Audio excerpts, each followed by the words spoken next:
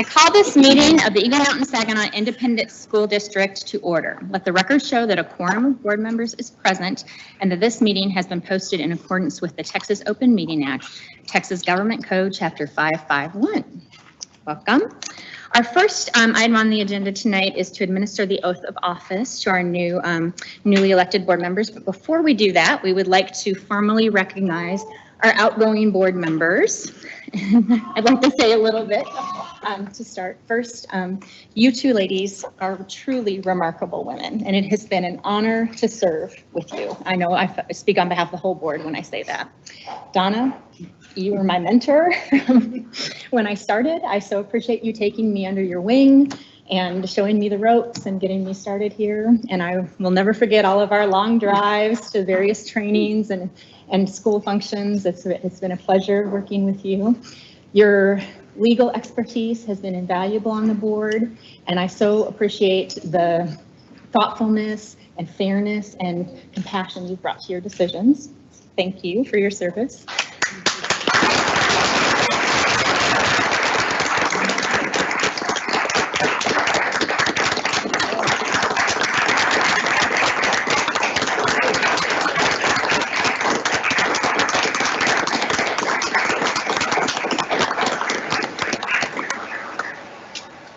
And we haven't even got to the formal stuff yet, so I'm glad before I let Jim speak. Liz, when we hear people say somebody brings light to every room they enter, I have never met an individual who that was more true of than you. Every time you enter a room, you just bring such joy and light and happiness. It is a pleasure to be around you. I am so thankful for your expertise and your educational background that you have brought to the board. It has been invaluable in the decisions we have made here. And your kind and compassionate and caring, loving heart for kids, actually not just for kids, for all people, has made your decisions so valuable. And we have so much confidence in the way you've led us here. So thank you again for being an incredible mentor and role model for me as well. Thank you.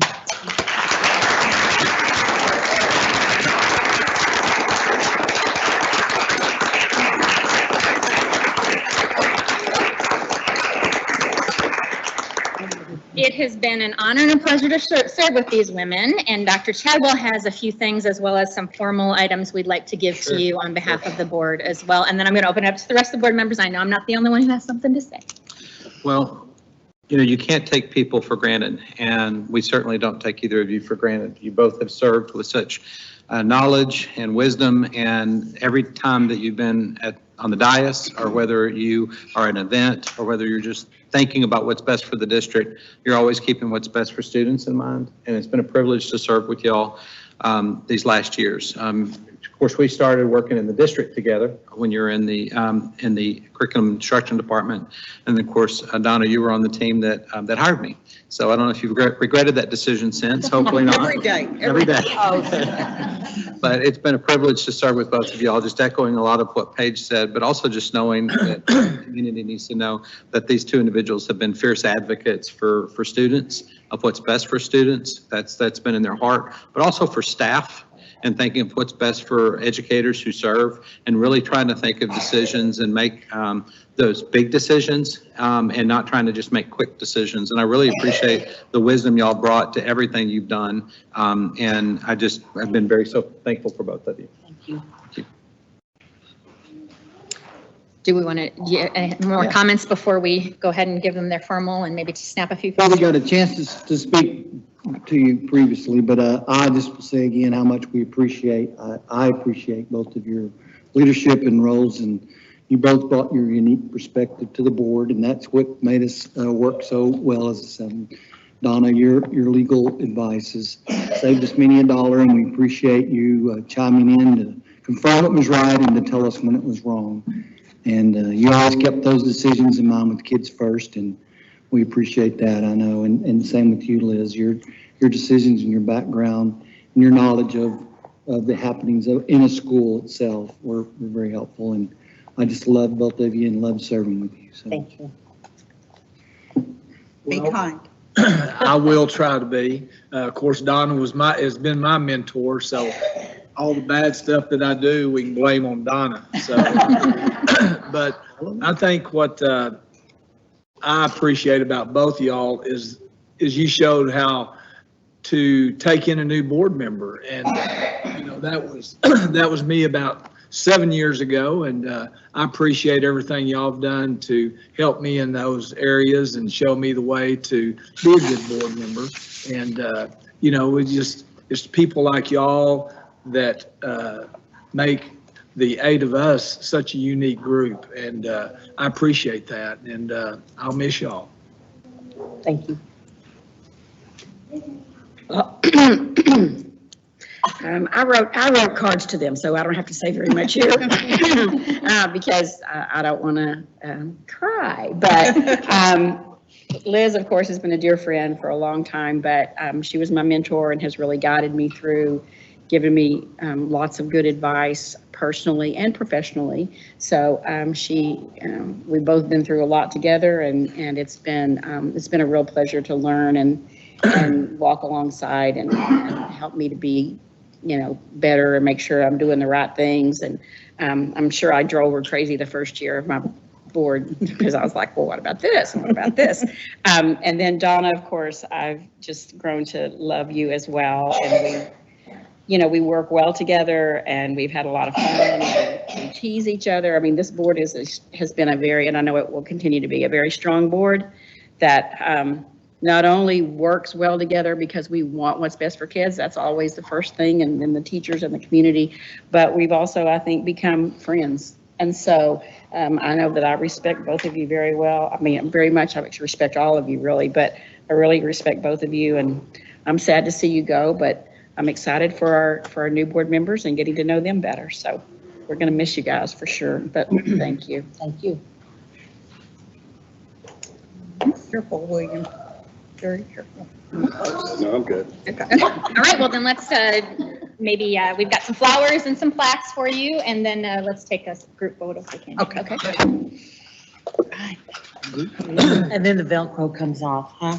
That's right. Gonna rip your name tags off and send you on your way.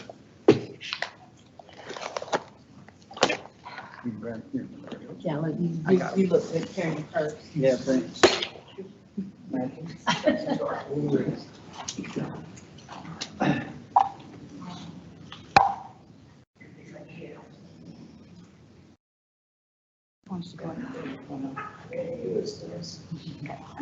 Oh, beautiful, thank you. Was it pretty? Oh.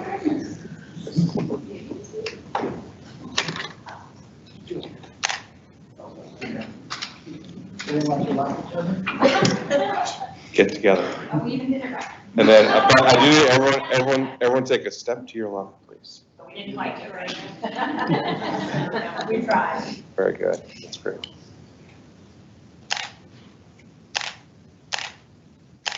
Awesome. Thank you. Thank y'all.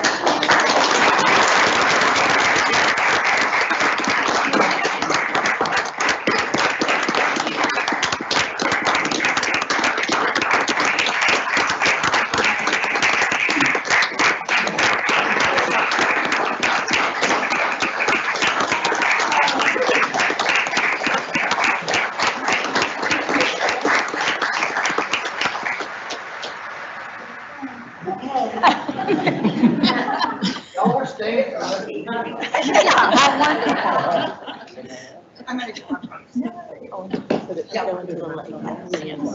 You can come back and use your chair microphone. Oh, that's fine. You want to use this one? Okay.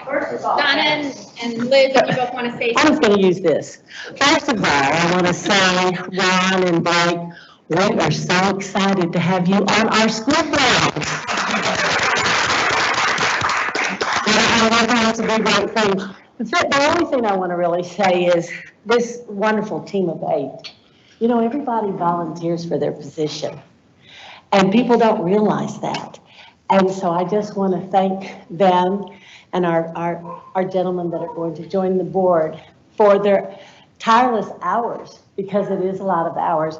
And I was just telling them, I said, the one thing I love about our school board is we're visible, and we love the teachers, and we love the students, and we were complimenting Dr. Chadwell on such a strong administrative team.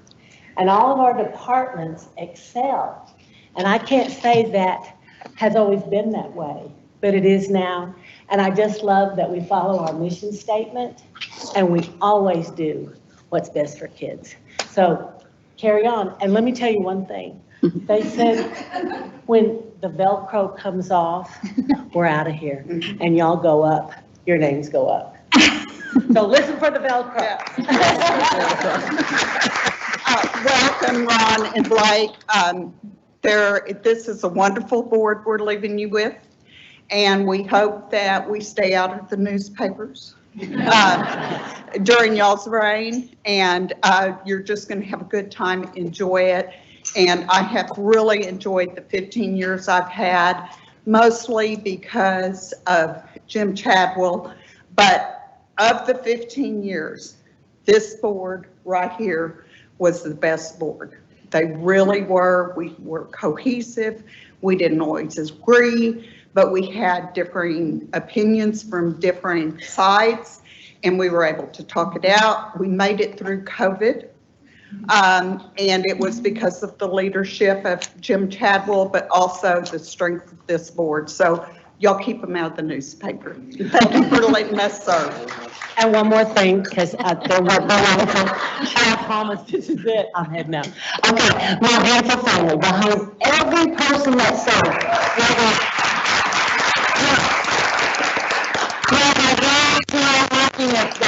On the scars, you know, our family's the ones that supports us the best. And so this is Zach, our youngest, and he's a 2005 graduate from Boswell. This is Sammy, our son-in-law, who serves on the facility planning committee, and he graduated from J.J. Pierce. I'm so sorry. And, but our beautiful daughter that you'll see at maintenance, this is Melissa. And then I have our black family friend, Suzanne Hernandez, who works at Saginaw High School. Tammy that's retired, and then my husband of 48 years, Randall Hatley. Yeah.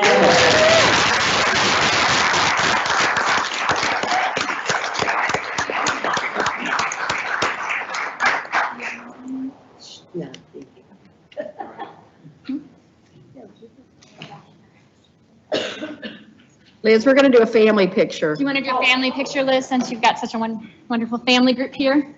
And they all look so nice. They got Advantage. dressed. Very excited about it, I can tell. Yeah, they're ready to go. They're ready to go to dinner. Yeah, they're saying, I thought we were just gonna be here like 2 minutes and go eat. Got 35 educators waiting in the hall. The people are lined up in the hall. Yes, we do. Mr. Hatley means that you don't have a choice. Yeah, and when Tina says no, she means it. I don't know,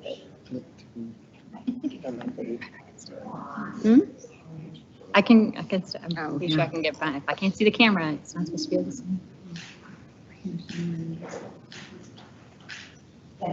Beautiful.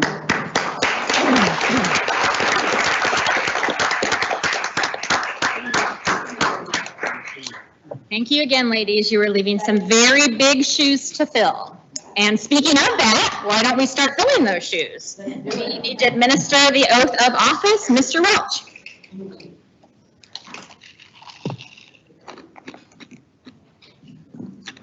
Big shoes to fill indeed. And those that have stepped forth to do that, let me start off with, in place 6, Mr. Ron Franklin. Mr. Franklin, if you'll come join me at the podium.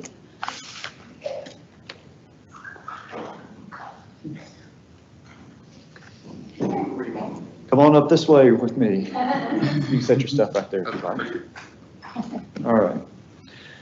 All right, Mr. Franklin, in the name and by the authority of the state of Texas, please raise your right hand and repeat after me.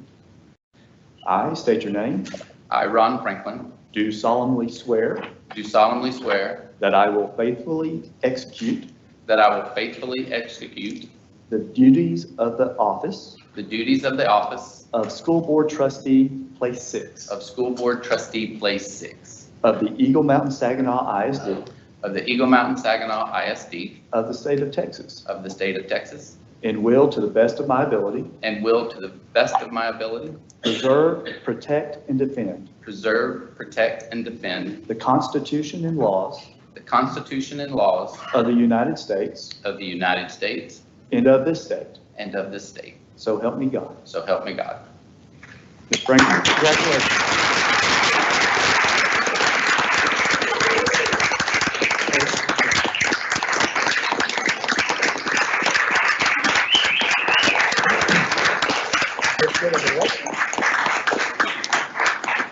And then, Mr. Franklin, I'm sure you have some guests with you tonight. Would you like to have them come up for a quick photo? Sure. And would you like to introduce them? I would. I'll introduce my family. One's going to come reluctantly, but she's going to have to. My sweet mother is here, Jan Franklin. This is my wife, Stephanie, my daughters, Hope and Hannah, and my son-in-law, Scott. Brother? Brother. Brother. Brother. And your brother? And my brother. And I also want Oh, to you didn't recognize introduce a him. good friend of mine, Don Stansel, who came and is a big part of our lives too.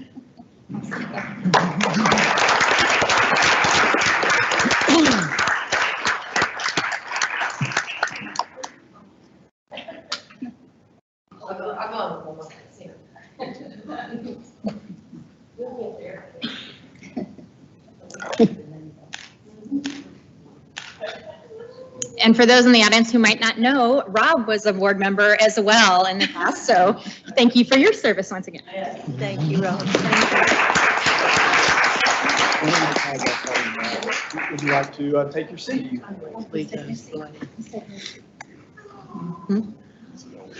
Oh, here it goes. Yep. There it is. Hey, She said, here it is.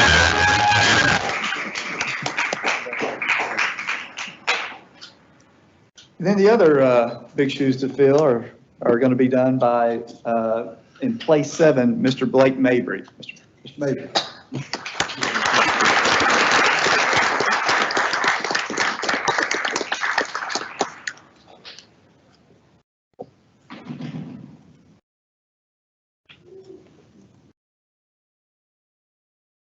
All right, sir.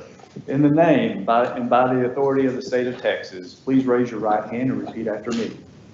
I, state your name, I, Blake Mabry, do solemnly swear do solemnly swear that I will faithfully execute that I will faithfully execute the duties of the office the duties of the office of School Board Trustee, Place 7 of School Board Trustee, Place 7 of the Eagle Mountain Saginaw ISD of the Eagle Mountain Saginaw ISD of the state of Texas, of the state of Texas, and will, to the best of my ability, and will, to the best of my ability, preserve, protect, and defend preserve, protect, and defend the Constitution and laws the Constitution and laws of the United States of the United States and of this state. and of this state. So help me God. So help me God. Mr. Brady, congratulations, sir.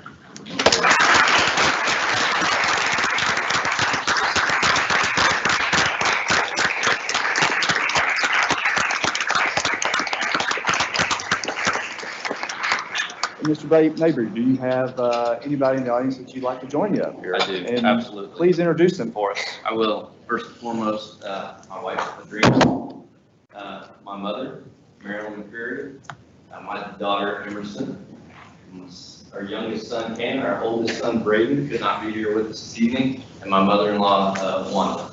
You have to come up here if you're going to be here.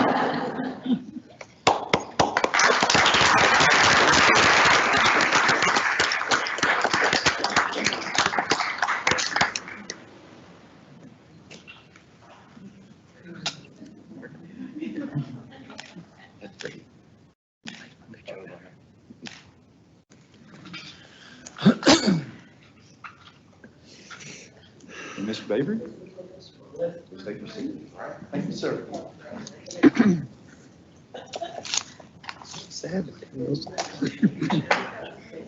weird. Oh, there it is. Yeah, ripping it right off. Welcome. Get to work. Welcome, gentlemen. We are looking forward to working with you. Thank you very much. right, we have some folks that have been patiently waiting in the hall or are ready to get in here. Let's recognize our Aspiring Leadership Institute and Aspiring Administrator Institute participants, Mr. Behringer and Dr. Arnold.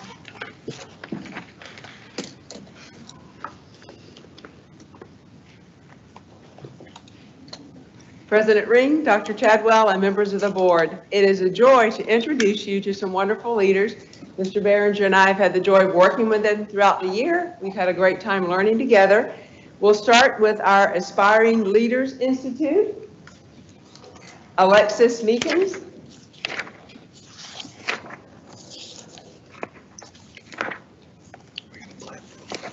Ashley Adams.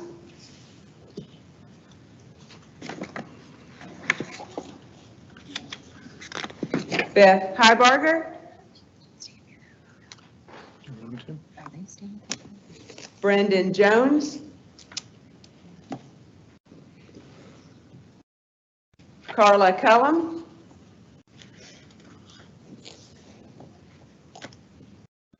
Carrie Copeland.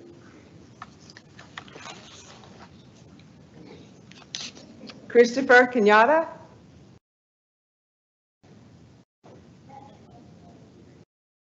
James Lucero. Jennifer Bodkin.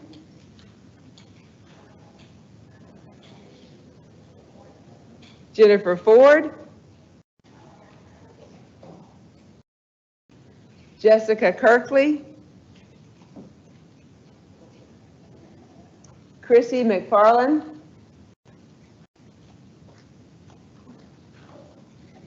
Laura Lansaw.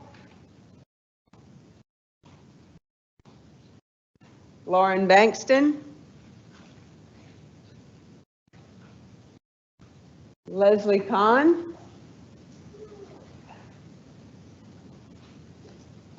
Macy Roper.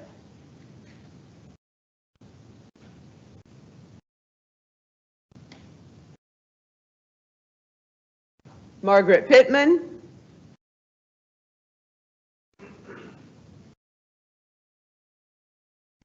Melissa DeJesus.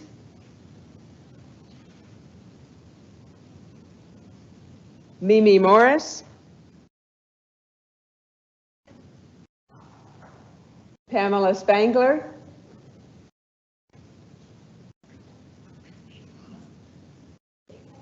Shannon Duckwall. Sean Modlock.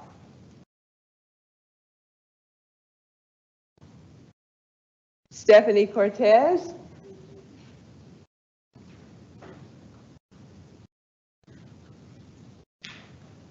Stephanie Morgan.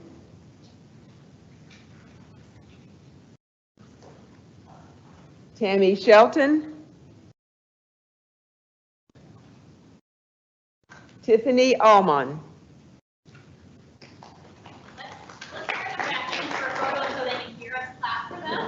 Yes.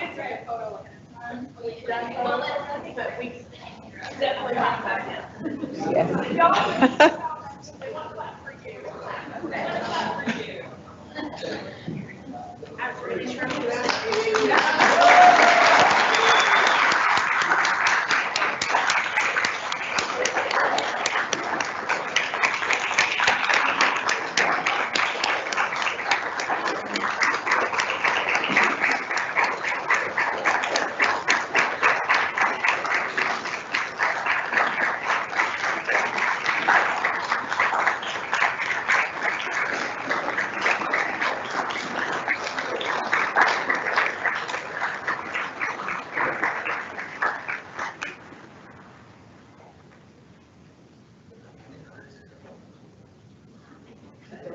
Get a picture?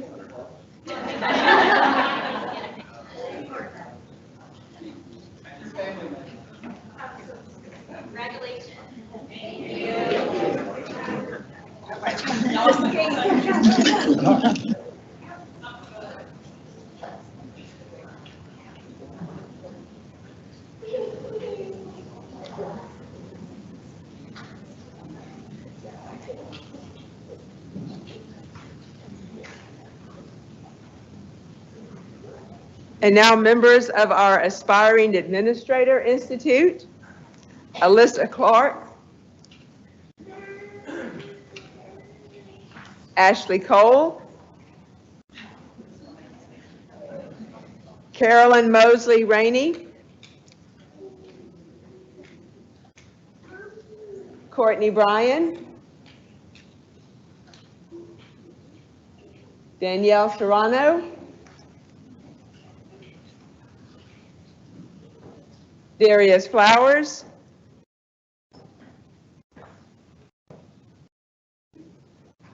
Dennis Lindsay,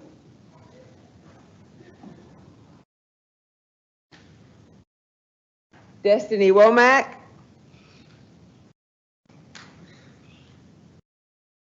Douglas Bonner,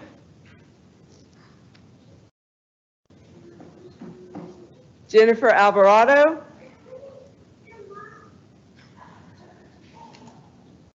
Jeremy Aguirre,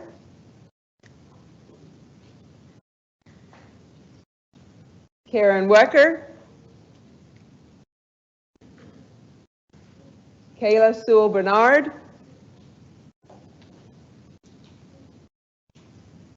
and Lori Wallace.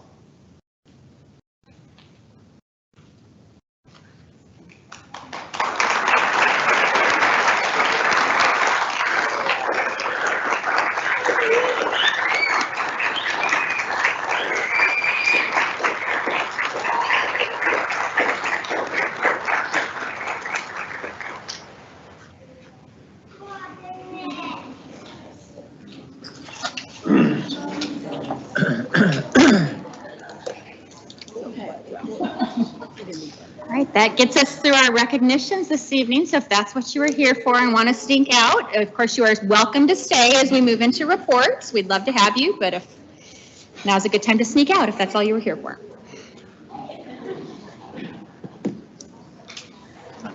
While we do that, we did have a oral speaker sign up this evening. So, and I'm going to apologize if I do mispronounce this name, Amaryllis Ferrer.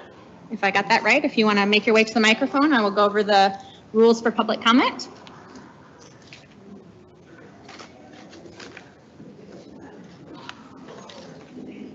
Did you call her? And maybe I'm saying it wrong. Amaryllis Ferrer? Okay. Am I saying it right? I'll correct it if I'm saying it wrong. How do you say the last? Okay.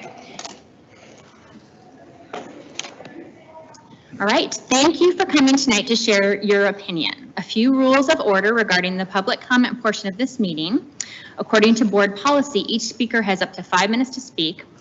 When necessary for effective meeting management or to accommodate large numbers of individuals wishing to address the board, the presiding officer may make adjustments to the public comment procedures. Under these adjustments, every individual wishing to speak will be given no less than 1 minute. The speaker also may provide a written statement to the board to supplement his or her comments if desired.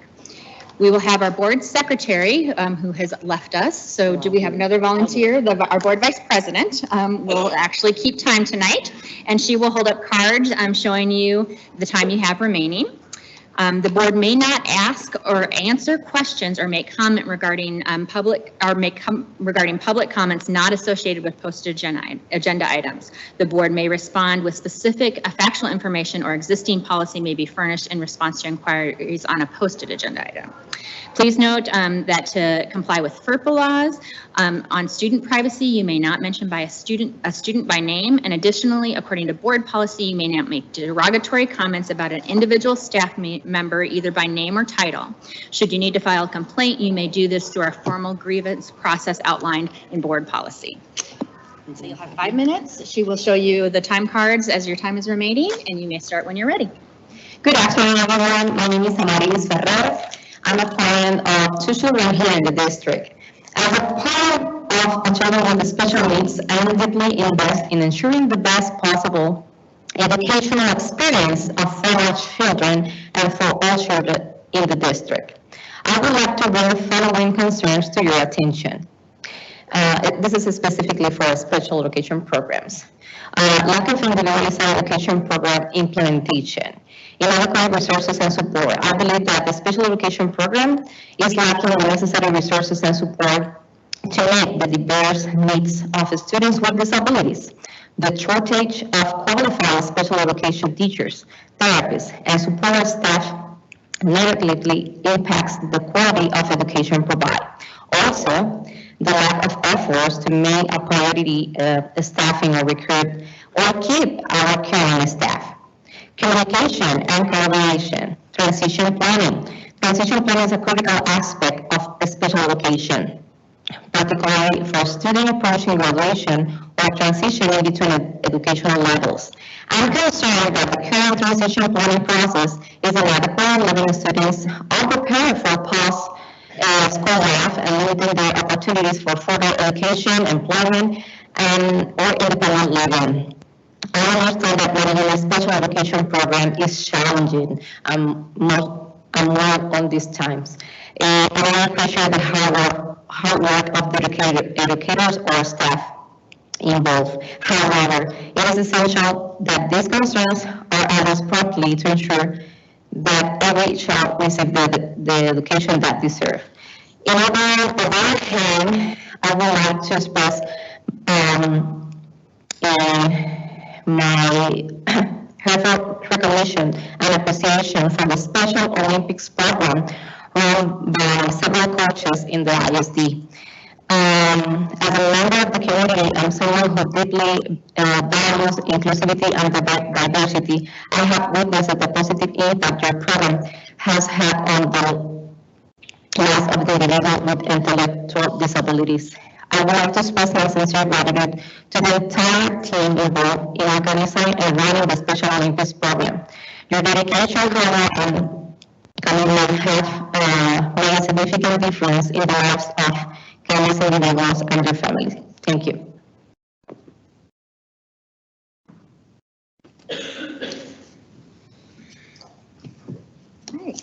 Next report is the operations report. We have a quarterly demographic and housing analysis. Mr. Templeton.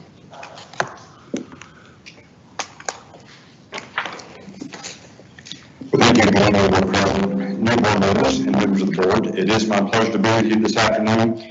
I will touch on a few comments. This is the unemployment rates for the DFW region and the counties in the DFW region. You notice the unemployment rate is about 3.9% for the DFW region. That's pretty close to where it was prior to the pandemic. I will say that we still are seeing that every industry is struggling to fill positions, so there still is a challenge with the labor force, the shortage of labor. It is causing continued challenges to fill those positions.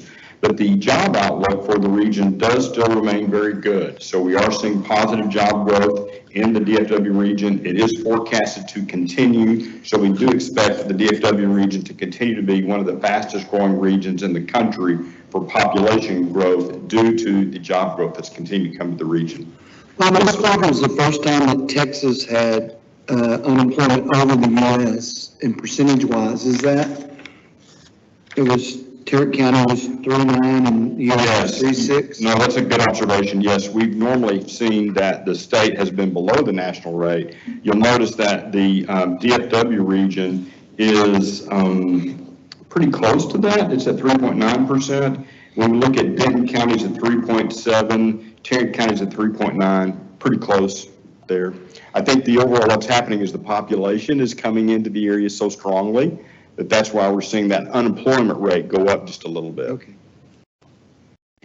Now, the overall housing market is significantly different than it was a year ago. The big change has been the interest rates, the rising interest rates.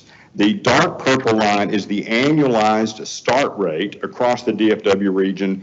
The turquoise line is the annualized closing rate. And you'll notice in the third quarter of 2020, that's when we saw the lines start to separate. We saw an increase in start activity, and the closings lagged behind. The main reason they lagged behind was it was the supply chain challenges, it was the shortage of labor, it was the increased time that it took to finish homes. That created that buildup of inventory. And a year ago is when the Fed started raising the interest rates, and that's what slowed down the annualized start rate. In fact, this past quarter, we saw that the closing rate significantly outpaced the start rate. So the builders are moving that inventory of those that were under construction, the finished vacant homes, But when we look specifically at the Eagle Mountain Saginaw School District, this graph would not look like this, the graph for the Eagle Mountain School District.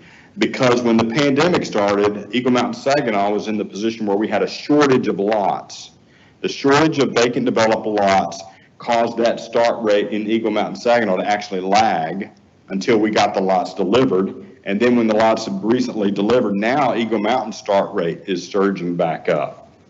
On the multifamily side, this is data that's showing the multifamily information for the DFW region. The blue bar represents the occupancy rates for the DFW region. The green and the orange line are the market and the effective rent rates. You'll notice that we peaked in occupancy back in the latter part of 21, early part of 22. The occupancy rates got up to over 92%. And the rent rates were accelerating during that time. So overall cost of housing during the pandemic really increased for single family and for multifamily. Now you'll notice recently the occupancy rates have been dropping. The reason the occupancy rates are dropping is because we've added over 26,000 multifamily units during the last year.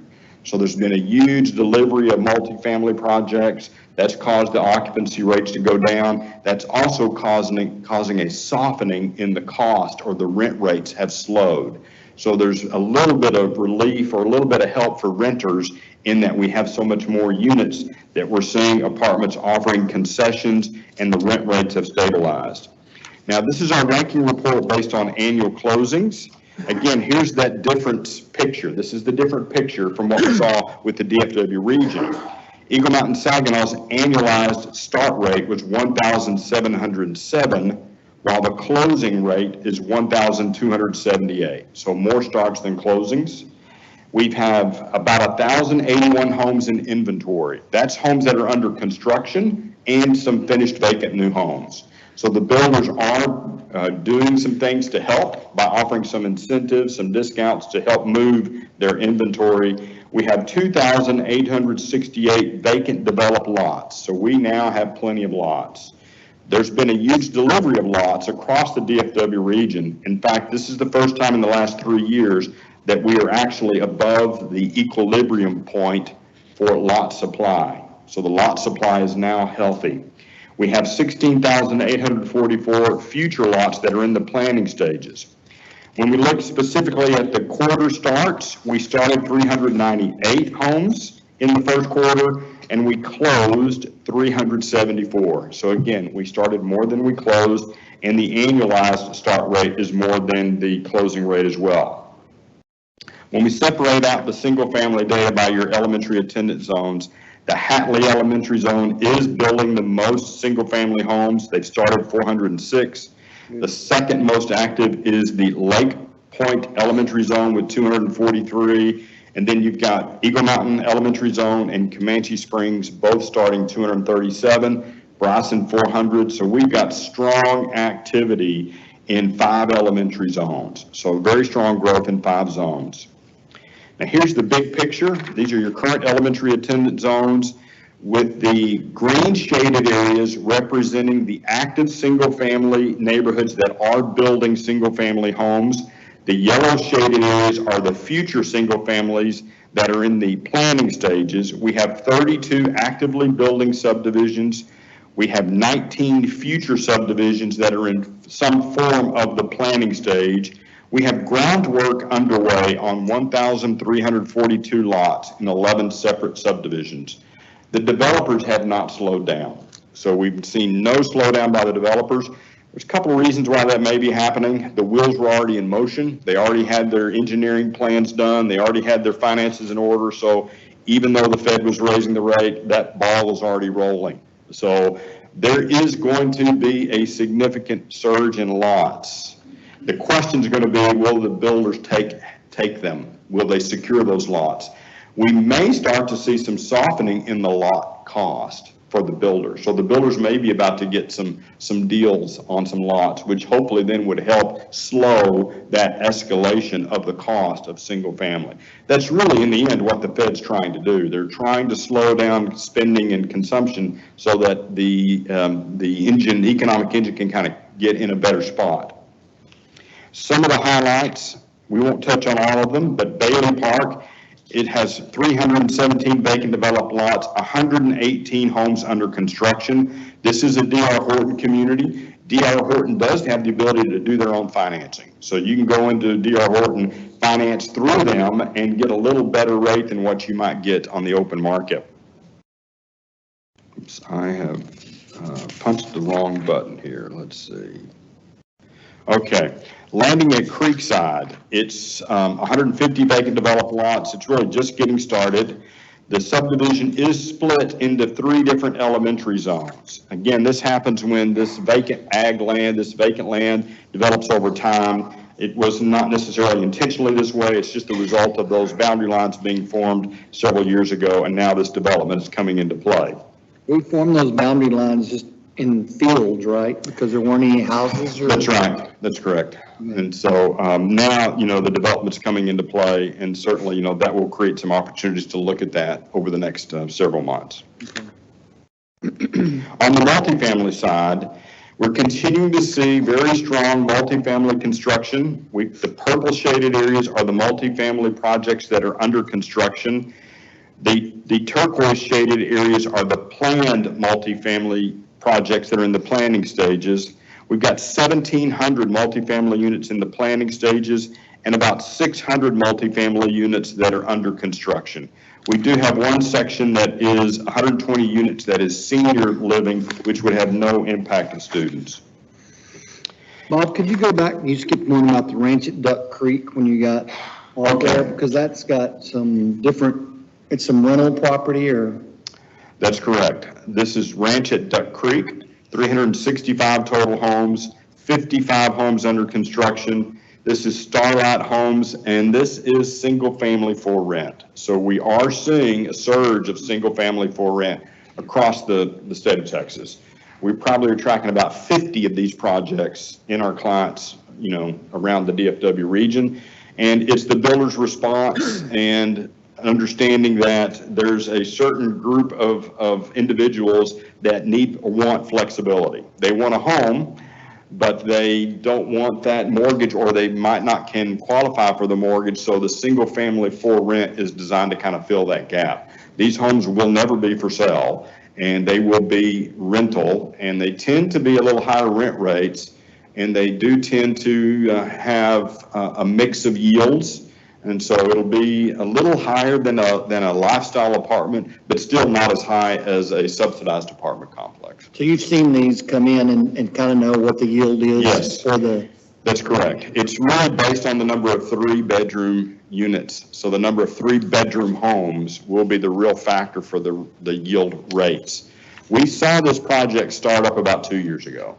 Not this specific one, but ones like this. And are they full-size houses, or are they little? They're not small, and they tend to have very small yards, so not much of a yard. They do have amenity centers, and but no, they're not real big. They tend to be 1 story. Is that what's going on by Robertson Road, going out towards Lighthouse Church? I'm not sure. I'd have to look in on that. You know, please. I know it's a single family. I'm not sure if it's the rentals or not. But we are seeing this surge with a lot of our clients. Thank you. Now here's a look at the projections.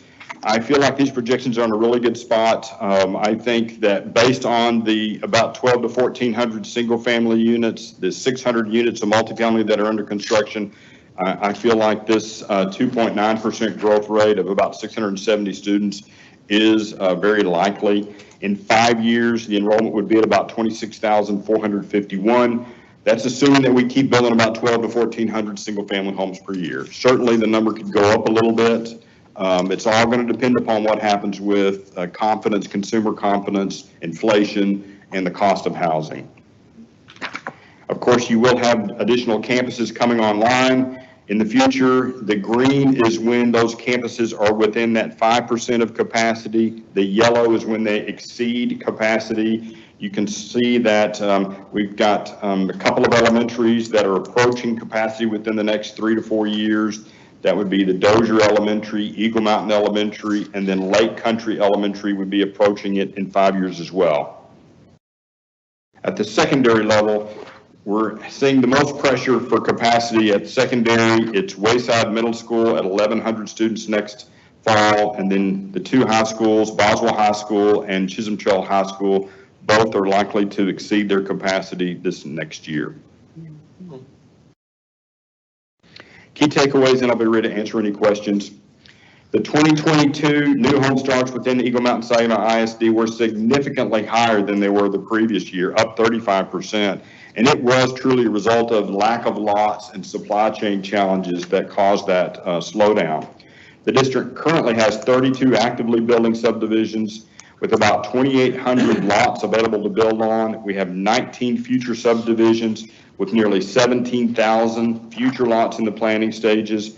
There's additional lots on the way. We have 1,350 lots where the groundwork has already started. We do expect the Eagle Mountain Saginaw's enrollment will be approximately 26,450 students in 5 years and approaching 30,000 students in 10 years.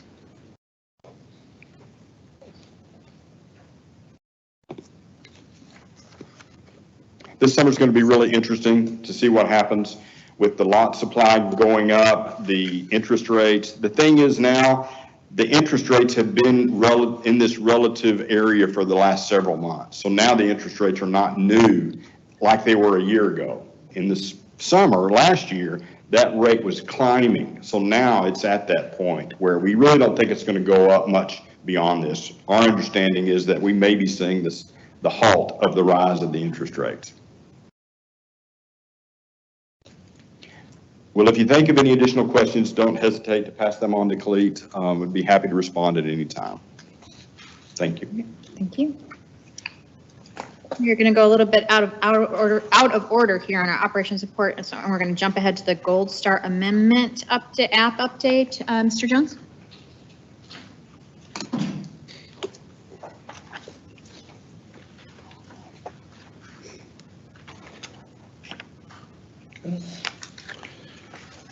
Good evening, President Ring, board members, and Dr. Chadwell. So at the April board meeting, I gave a report that it was time to do amendment number 2 for Gold Star. If you recall, the current agreement allows for Gold Star to raise their rates per CPIU, and they do that through an amendment. So in April, I reported that we were working on the budget, and the estimated increase that I was looking at, or that we were looking at, was about $420,000. Since that time, a couple things have happened in our favor. So one, when they relooked at the budget, we are losing with pre-K going full day next year.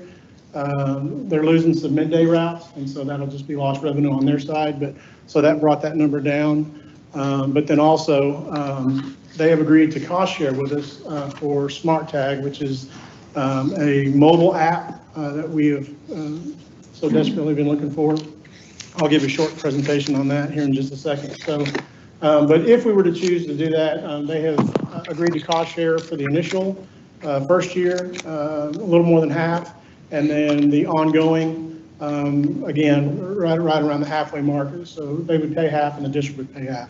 I have the actual numbers, or the estimated numbers, in the actual presentation. So if we choose to go with the Smart Tag program, or the mobile app, and so that would reduce that the CPI increase from 5.8 to 3.5. That's how they're going to cost share with us, is they're just reducing the CPIU that they're going to charge us. So it would reduce that number to where the agreement would actually only go up about $145,000 over the current year. So that seems very reasonable, especially in today's market. But that is also contingent upon us going with Smart Tag.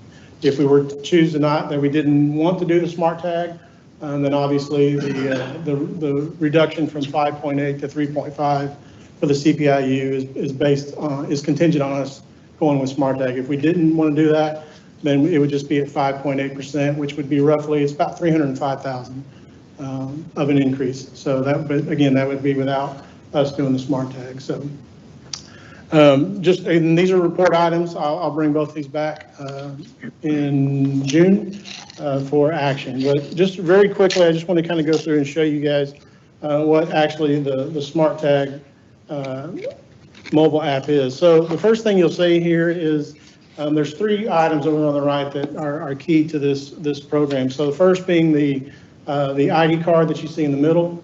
Those will be issued to all student riders. And they would use that card to the small box, the small cube over there in the very bottom right of your screen.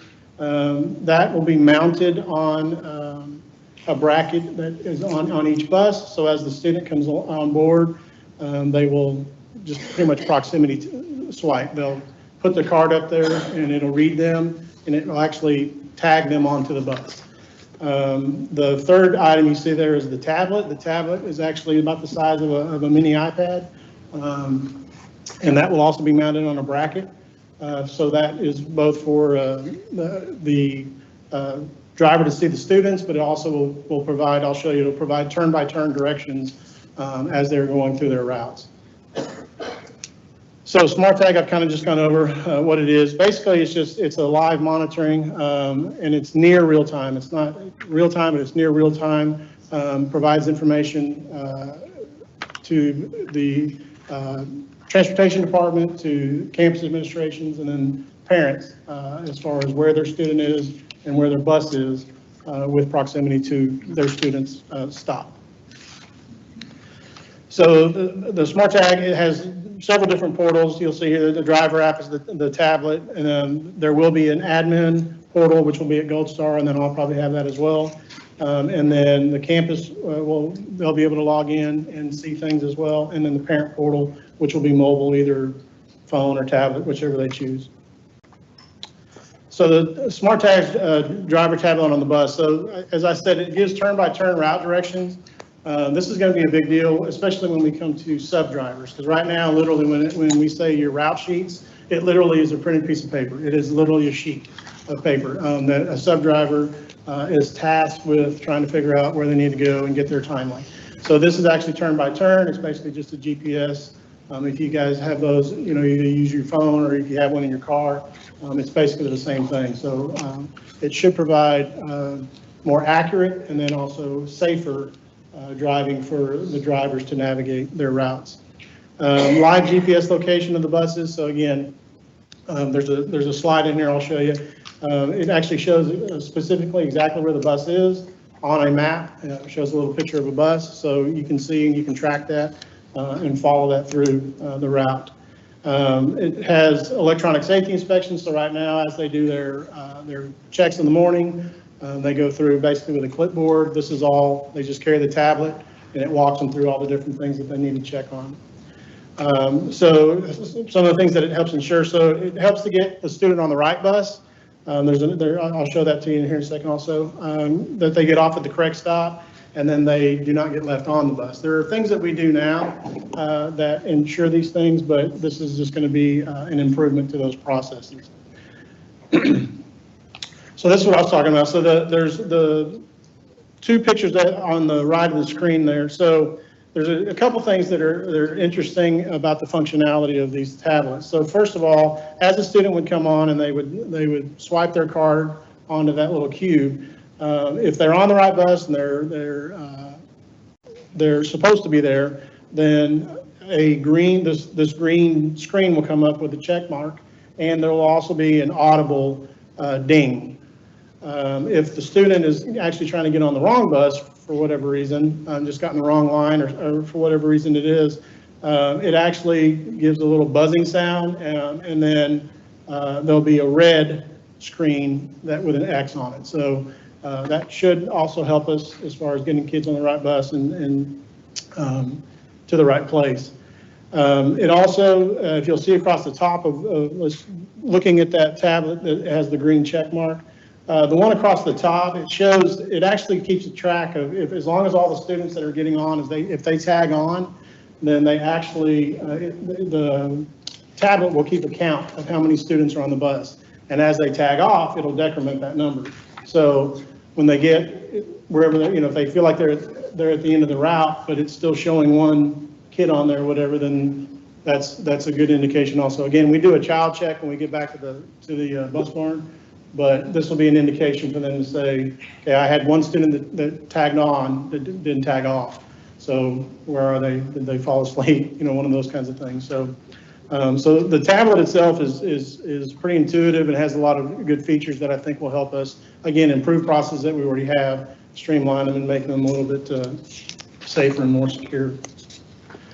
So everything's kind of driven by their little card for the students. So what happens if they don't have their card? We know that kids either misplace them, they forget them, whatever happens. So that's not a problem.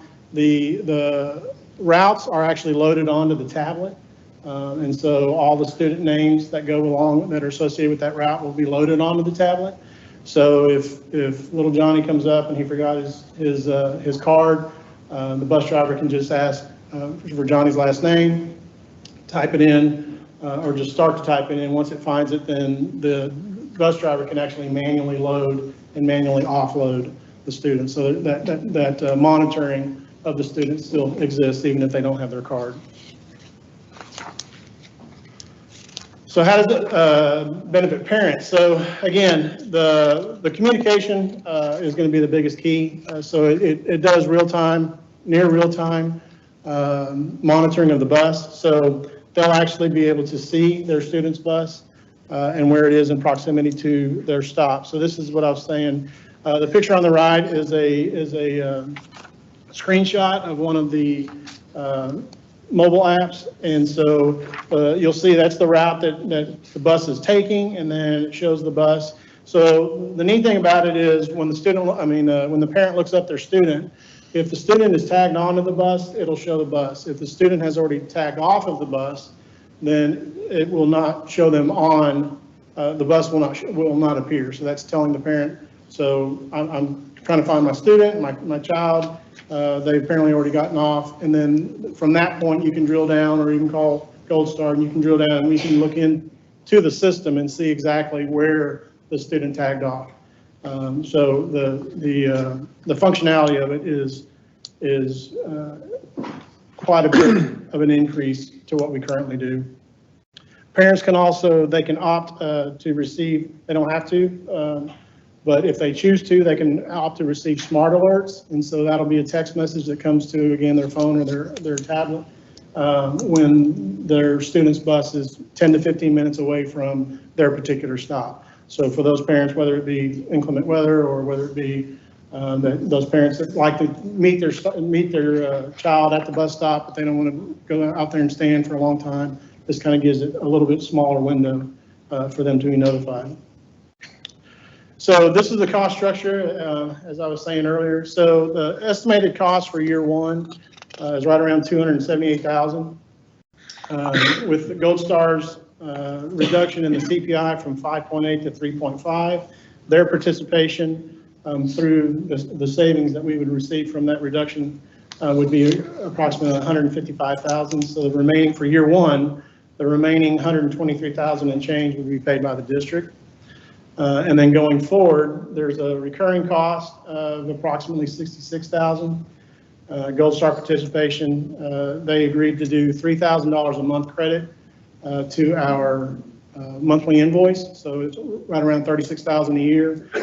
So again, they're a little over half. So on an annual basis, the remaining portion, $30,000 and change would be paid by the district. These are all the Texas ISDs. The Smart Tag is in some other states, but specifically Texas, there are a lot of districts that are already using their system. Some districts that are going towards them.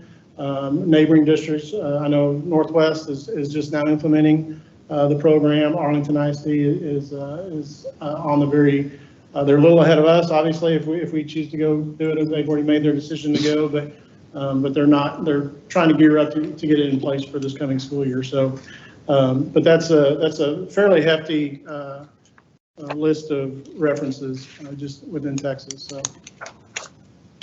and that is the presentation for Smart Tag. So again, this is a report, but if you have any questions, I'll be glad. I have a couple of them. So is the contract that we're signing with Gold Star include this, or are we signing a separate contract with smart tag? So the smart tag will be purchased by the district and. We'll own it? So it'll be ours. So in the event that, I mean, it'll be ours to move or whatever we're doing with it. Will we have to bid that? They're actually on one of the board? purchasing cooperative, yes. So they've already been vetted, so yeah, we would not need to, if we want to go that route. And can you anyway use the cards I already have to put the smart tag with it? Because it's kind of hard to imagine kindergarten and first graders and Sure. high school kids keeping up with the little smart tag. So there's not really a way because of what the card has on it, the smart tag, what that card needs currently. There's not really a way. Now, there is a way for us to possibly put the stuff that we have on our cards onto the smart tag card. So we still could potentially merge them in where student only has one card to keep up with. But again, that would be, some districts have done that, some districts haven't, but that would be something that it would need to be our IT guys and their IT guys get together and talk about that and see how that could. As the districts that are currently using it, do they comment any on how much the cards are lost or the cost to replace them? It's got a chip in it or something. So Yes, it's actually less than you would think. I mean, they didn't give me percentages or whatever, but they as far as like replacement of cards, the number's actually pretty low. And oddly, which was a little, I mean, to other people in the room, it may not be a surprise. They said actually that the younger students actually keep up with the cards better than the older students. That's why I threw the high school kids So, in there. yeah, I kind of thought it was the other way, but, so, yeah. But I heard that in 3 different times, that actually the older students are the ones that forget, lose, never saw it, kind of thing. Yeah, what is that? So at the beginning of the school year, there's always a lot of confusion and those kind of things, getting the routes right and all that. So who's going to be inputting all that information into this, into the hardware? Yes, so 2 things with that. Number 1, if we were to go forward, we're not looking at doing a go live date until after like the first 2 weeks of school. Okay. So we're excited if we were to go this route, but we just decided that that's a lot to do for, to roll it out. So we were going to do at least the first 2 weeks of school, quote unquote, the old school way, the way we've done it in the past, and then roll it out. But the way that is input is actually through, they will interface with our Skyward system. And so there will be, again, that's the IT folks will do uploads and downloads and all that will be brought in. So, there's not a lot of manual data entry. Okay. Yeah, that's what I was getting at. Yeah. Yes, ma'am. Okay. Thank you. Yeah, just as far as the hardware, Mhm. there, you've got the, devices and things like that. I assume that's part of that cost. But then is that something the district then owns or Gold Star, or is that leased? So the tablets are leased, and they put them on a 4-year plan, and that is by design so that you don't have, at the end of 4 years, you don't have tablets with the way technology is always, going, that you don't have tablets that are outdated or really can't be worked on, So it is a lease program. The lease, that part of that annually recurring is for the lease of the tablets and then along with the GPS and all that stuff.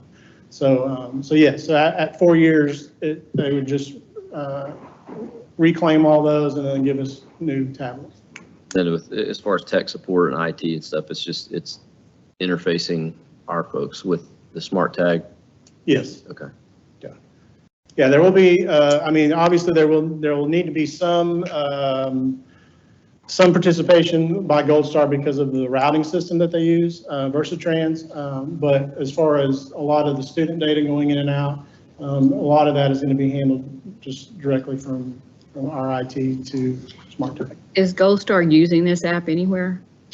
They have, I believe, 2 districts that are their infancy. They're in their infancy of using it. So they have other districts that are using other forms, other brands or whatever, and then a couple that are actually using their Gold Star has one that we kind of talked about and decided it wasn't for us. But no, they have 2 districts, but they're just now on the implementation phase. Well, and a lot of our conversations were with Northwest ISD, similar, very close district, and they've had a good implementation of the program, a much more seamless than I would have thought in the first year. But I think part of it that Mr. Jones mentioned is that we would be very careful to roll this out methodically and wouldn't just do it all in one time. Absolutely. I think William has. Couple questions. Sure. These tablets, are they Wi-Fi? Are they each cell? How are they connected? It is a cellular, oh, it's actually through the, cloud, cellular, and GPS. Okay, so they have their own, Yes. connecting to the network, okay. Yep. So bus drivers take them in each night, I guess, out of the Yes. bus, plug them in? Do they charge on the bus also? They do not charge, I don't believe that they charge as they're going. But yes, they will be removed each night. And actually, the tablet's not really assigned to a particular driver. So that's the other thing. So you don't have drivers that potentially may, misplace them or whatever. So there'll actually be kind of a bank where they're all charging. And then as they come in, they just grab a tablet. And then whenever they go to their bus, they just put in their route, and then the tablet will pull up their route based on their number. You said that we can get our parents can get alerts 10 to 15 minutes from the stop. I assume there are other alerts they can get, like when their kid's been dropped off? Yes, it's pretty robust in what you can and can't, what is available. Talking with some of the other districts or whatever, there's some pluses and minuses to a lot of those things. And so if we choose that we want to go and do this, we would just need to have a conversation with leadership to see what things we would want to turn on and not make available for various reasons. But yes, those are all available within the program. One of the features we really like about this is the immediate verification if a child has been dropped off, especially at the beginning of the year. You have those situations where a child has gotten off the bus. They don't go directly home. They go to a friend's house, and we're calling bus drivers going off their best memory of the 55 kids that are on their bus. And of course, they have a system, but that system is based on a person, right? And this system is a lot more automated, and that parent can see very quickly, yes, they got off the bus there. So we can kind of take that off, that the kid was on the bus, they loaded, they departed, and then go from there versus having to verify, did they get on the bus? Did you see them? Those kinds of things. And so we're pleased with that part of it. And also just being able to ensure that we have a tracking of buses that are late. We know that happens sometimes, and the anxiety that causes, and people being able to monitor those until their child gets to their bus stop. Yeah, with regard to the wrong stop, I know we've all seen those in the news or whatever. So the wrong stop, when you tag off, when the student tags off, they can't just tag off anywhere. So it's not a matter, I'm just getting off. So if it's not their stop, that's embedded into the route. So if they're supposed to get off the next stop and they are not paying attention, they want to get off one early, they swipe, that's where that audible buzz and then the red X, and it'll say wrong stop. So that's an indication both to the student and the driver to say, hey, you're not supposed to get off or whatever. So, and a pattern we have is students that will tell sub bus drivers, that's not my stop, it's this stop, and they're trying to get off with their friends, right? Yes. And so the sub driver is trying to do their very best, but they're very convincing. This actually obviously automates that, which will greatly help. Sure. So is this the total cost? Do you anticipate having any staff to handle this, or is it going to change any of our? I don't anticipate any staff. This is the total cost for year one, and it could fluctuate some depending on. So this is based on the two numbers that could change or whatever. We talked about both of them in leadership. So one was to provide printers for all campuses. As opposed to some districts they did like centralized. We opted to just, for speed and efficiency, do that. So that's in this number. And then only providing cards for for the ridership. So, there's a large portion of our district that does not ever ride. So we're not going to provide cards for them. So what about athletics and fine arts events? Getting 7th, 8th grade basketball kids on and off? It could, but you would then have to get cards for more than just the actual daily bus drivers. We implemented that. But I don't think our plan is actually to do extracurricular. No. Because the coach or the sponsor, so this would only be for normal ridership. Yeah. It could. That's with seventh grade. We could do it, but we Yes. just, our plans right now Yeah. are not. We're not planning on it initially, But it could be used at some yes, time. but yeah, it has the functionality to do so if we wanted to add it later. I had one. Yes. So you benchmarked the use of this in other districts. Did you benchmark how it's paid for in other districts? Pretty much a similar fashion. Well, actually, like, for example, like Northwest, they're in-house, so it was all the district expense. A couple of the other districts, they did kind of a cost share. They weren't Gold Star districts, but they cost shared with their provider. But I did find a couple of districts that they outsourced, but they just wanted it and they paid for it, just because they wanted the program for their students. And do we think this is, because I know this was a solution because we weren't able to get the app that we thought we were going to get through Gold Star. So is this add more functionality or? Quite a bit more functionality, yes. Just the functionality and the reliability. In talking with other districts who have already seen it in play, and then, the demos that I've seen with it or whatever, the confidence level that I have in this is significantly higher than with the app that we looked at. So. Any other questions? All right, thank you. Thank you very much. I apologize to anybody who did not get a chance to give their report, but we do have a full closed session agenda tonight, so we are going to go ahead and break. So it is currently 6:11 on May 22nd, 2002, and this board will now recess for dinner and then reconvene in a closed meeting pursuant to the following sections of Texas Open Media Act. Texas Government Code Section 551071 for the purpose of private consultation with the board's attorney. Section 551.072 for the purpose of deliberating a purchase, exchange, lease, or value of real property.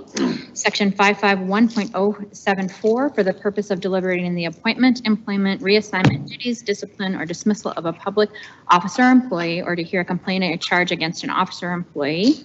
Section 551.076 for the purposes of deliberation regarding the deployment of specific occasions for implementation of security personnel or devices or security audits, and Section 551.0821 to discuss personal identifying information about a student.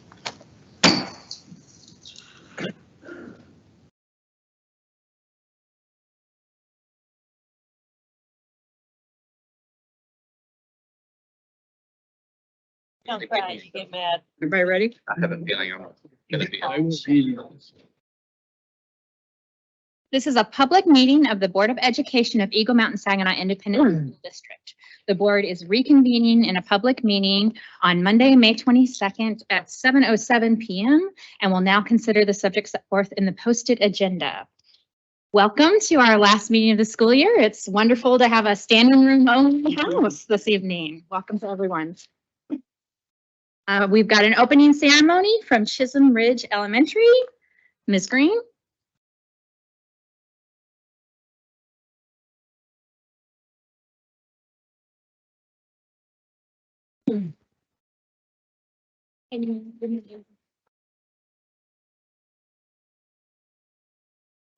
Okay, wonderful. Good evening, Dr. Chadwell and Board of Trustees. It's an honor tonight to introduce some of our awesome Wrangler leaders. So I'd love to introduce them to you, and we'll start on the far end here.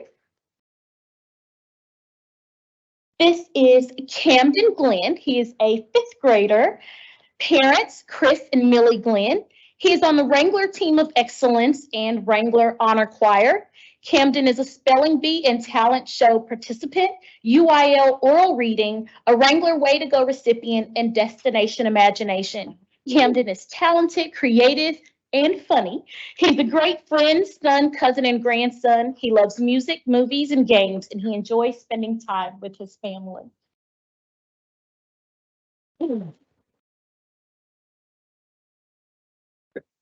We also have Brandon Berry, a 1st grader. His parents are John and Brandy Berry. He loves to do math and play football. Another thing, he is great with Michael Jackson music and impersonations.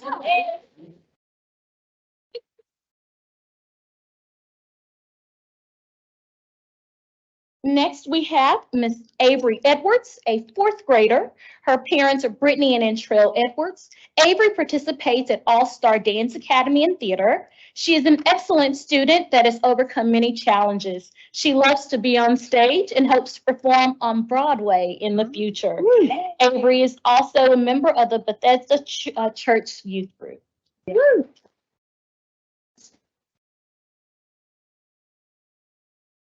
We have Kennedy Coleman, a third grader. Parents Dwight and Tiffany Coleman. Kennedy takes hip hop and jazz classes, enjoys arts and crafts, and loves spending time with her friends and family. And we know we'll see her on the stage one day in the future as well.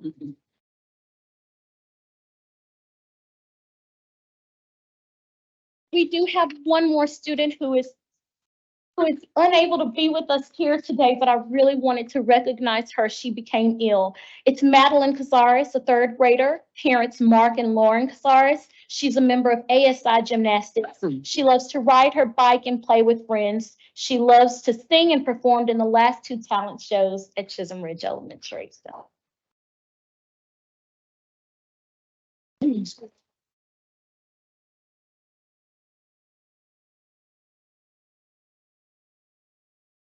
Pledge allegiance to the flag of the United States of America and to the republic for which it stands, one nation, under God, indivisible, with liberty and justice for all.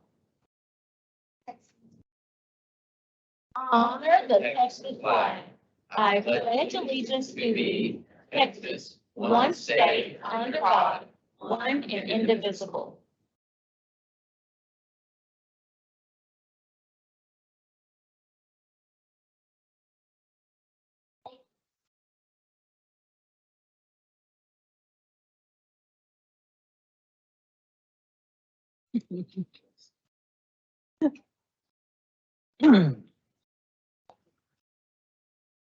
Next, we have some special recognitions.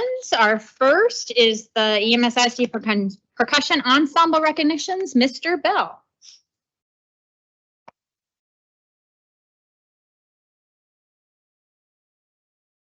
Good evening, President Ryan, Dr. Chapel, members of the board, and leaders all around, if you will.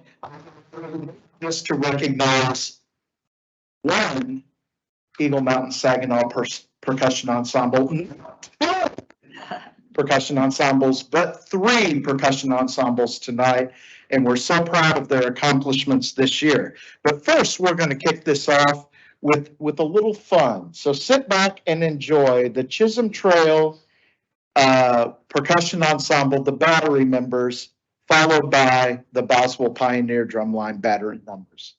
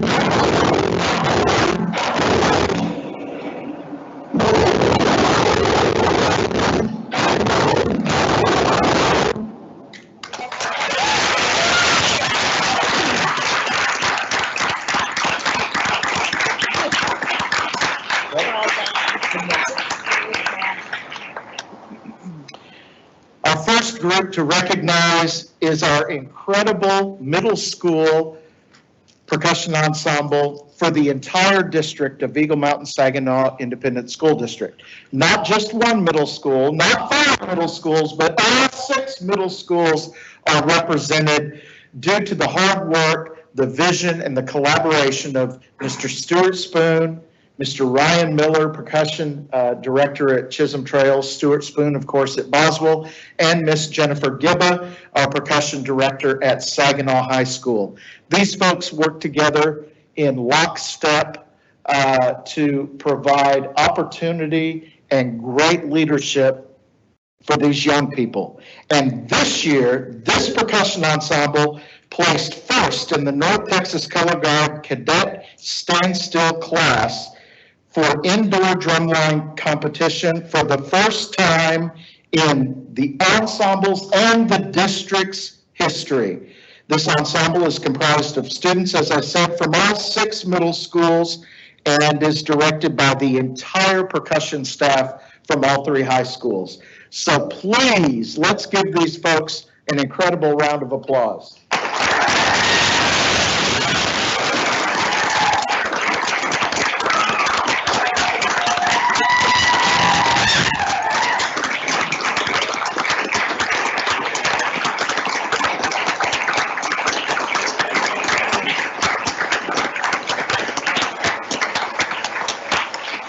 Incredible. They've already had some opportunities to take some pictures beforehand. So folks, we're going to ask you to exit out these doors into the lobby, and we're going to bring in the next group. Congratulations.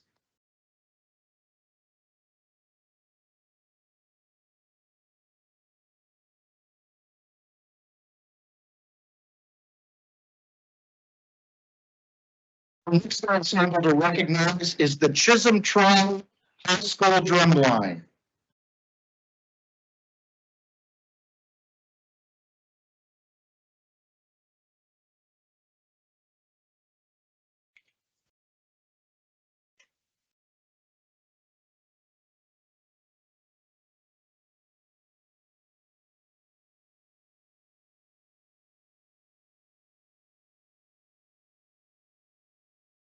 They're going to fit.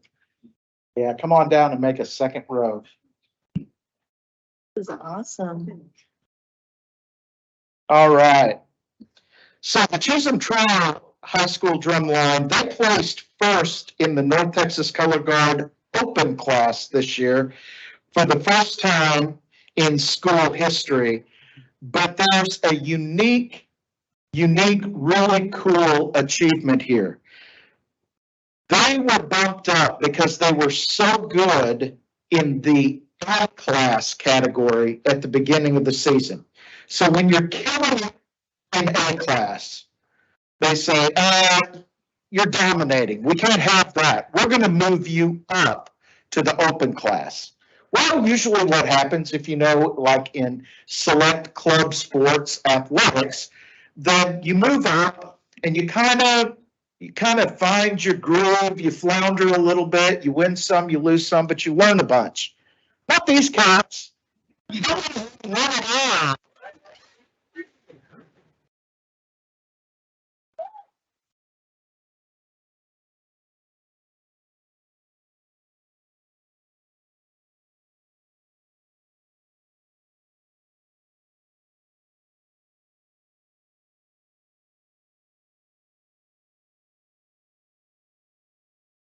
And now under the direction of Mr. Ryan Miller, percussion director at Chisholm Trails, and the instructor, Mr. Johnny Bass.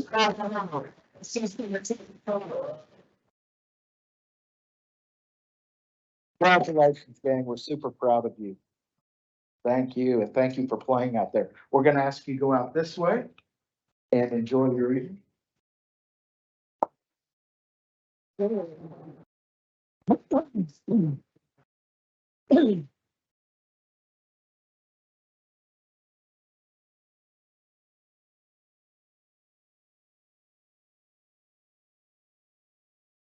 And last but certainly not least, we're going to invite on the Boswell Pioneer Drumline.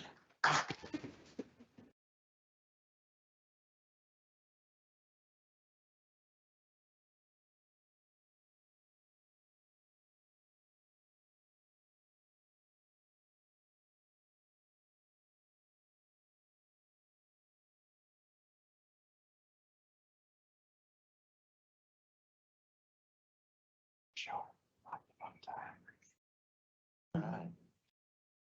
Sure we get it. Might make a second row. Yeah, come on down.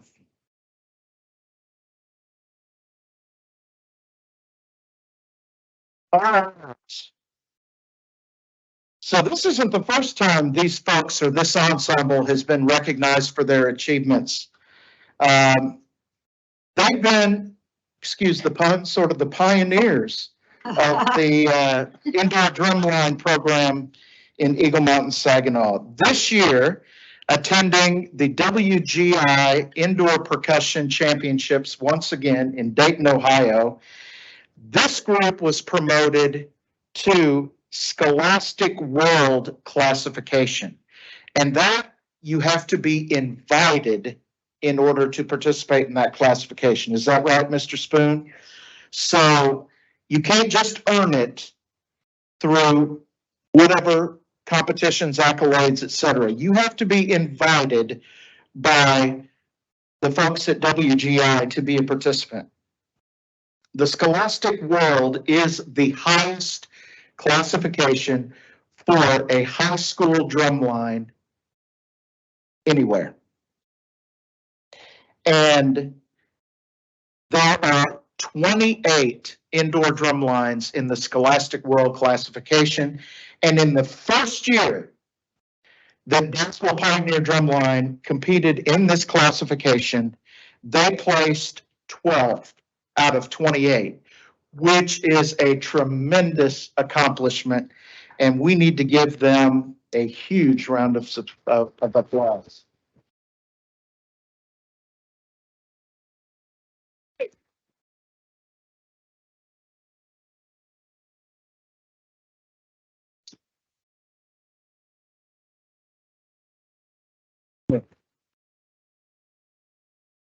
Because I don't want to miss any of the directors to recognize who all had such an important role and a hand in their success this year. I'm going to ask Mr. Spoon, Director of Percussion at Boswell High School, to introduce his staff, his team. Well, you wouldn't be here if it wasn't for Tyler Orbison. Tyler Orbison is the one that does all of our design. He's the one that comes up with the concepts. He writes all the music. He writes all the visuals. And he needs to be the first person that we recognize. Next, we have Eric Roundy. Eric Roundy is he teaches private lessons and he teaches the front ensemble, which if you ever go to a high school game, it's the group that's down kind of grounded in the front of every group. Mr. Roundy does an incredible job with that. Next on our team here tonight, we have Rachel Montanez. And Rachel is instrumental in all of our visuals and everything that we do with our body and how we get a bunch of drummers to not look like drummers. She is pretty instrumental in that. And then I believe and then we have some other instructors that are not here this evening. We have Cameron Cavender, Randy Ritchie, and then we have Mr. Matt Gomez, who is an intern who works for us, and he just volunteers his time. He was a sixth grader when me and Mr. Orbison first started teaching, and he works for, he has a real job, and so he just donates his time, and we're very, very fortunate for him.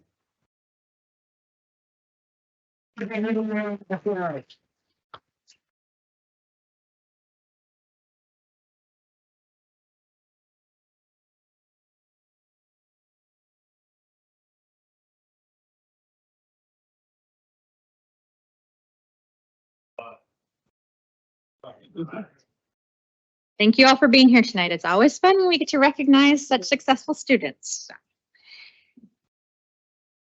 We have some more recognitions as well. Mr. Barker, Saginaw High School gymnast. President Ring, Dr. Chadwell, and the board.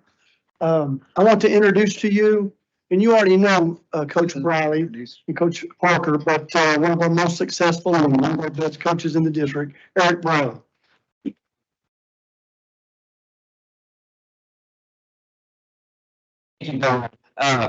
Mr. Barker really wants to be present today.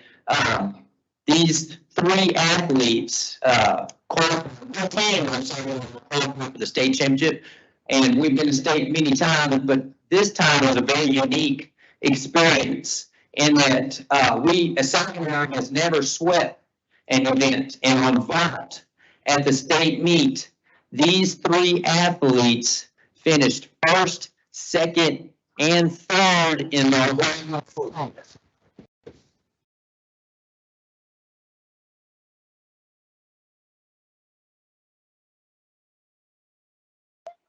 It's actually really cool.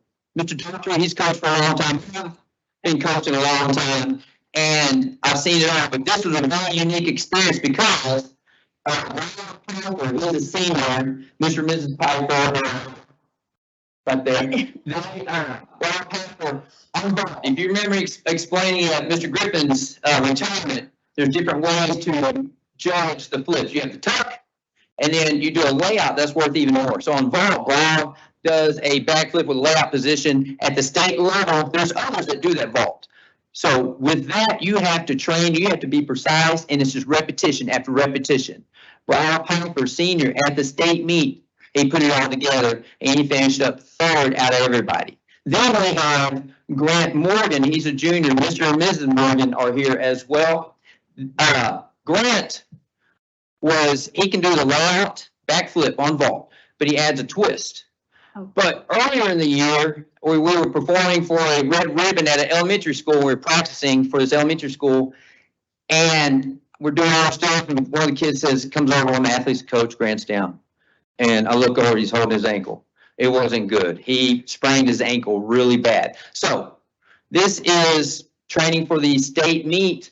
The whole year we're having to do the vault backflip just in layout position, even though he can do the twist. There's only like 7 athletes in the whole state that can do the twist. Well, so we're working down. And Grant, he's a piston. He will just go, go, go. Now I'm always having to hold him back. So at the regional meet, he says, Coach, I'm warming up. He said, Coach, let me warm up one more time. So he's down there. I see him doing this. I'm like, what are you doing? He said, Coach, I'm doing it. I'm like, not today. Make it to the state meet, then we'll do it. We can let all the marbles roll out. So at the state meet, without doing it once this year, at the state meet, he does the lower backflip with a full twist, takes a big step, stays on his feet. He beats everybody else but one person. And let's follow the cool story.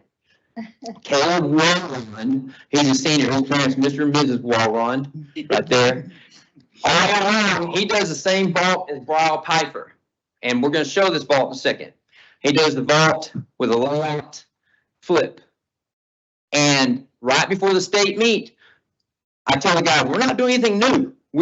This is what got us the state meet. We're not changing anything. Well, at the gym, Caleb's doing that layout, and we're doing the soft pit that we have, and he starts doing the twist. I'm like, oh, that looks good. I was like, oh no, I'm going to have to let him do this vault. But to do this is, like I said, there's only like 7 kids that do this vault. If I were to warm it up in the gymnastics gym on the hard landing, and he crunches his ankle or rolls an ankle, I lose him for the whole state meet on all 6 events. So I said, all right, Caleb, we're just going to do it in the pit. I'll throw some mats in. We're going to do it there at the state meet. Let's go for it. So, Mr. Barker, you have? Yep. On the screen right now. So this is Caleb's vault, once again, laid out with. Never have done this vault in his life. Wow. Oh, wow.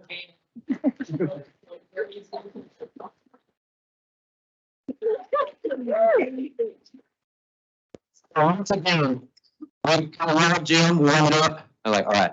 Goes in the main crowd, the crowd's going crazy, and never have done that ball in his life. He does it, and it says has such a high difficulty, he couldn't take the step. And during the awards, they're listing everybody, 6th place, 5th place, 4th place. I was like, it'd been a long meeting. I'm like, they haven't called any of my guys. And then 2nd. And then the state champ, I'll say it again, has never done that ball in his life. I'll tell you, all the coaches they weren't as fired up as I was for 2 reasons.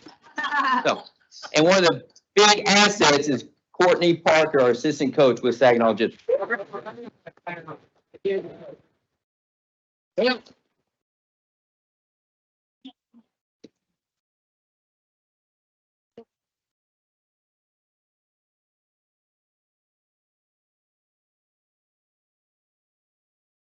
Congratulations, gentlemen. That is amazing. All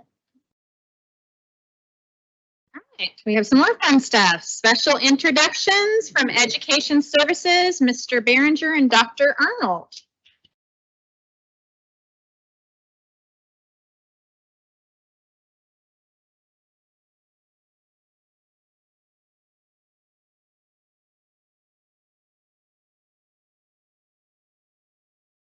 President Ring, Dr. Chadwell, and members of the board, I'm excited to introduce 3 new elementary administrators. First, Miss Gina Mayfield.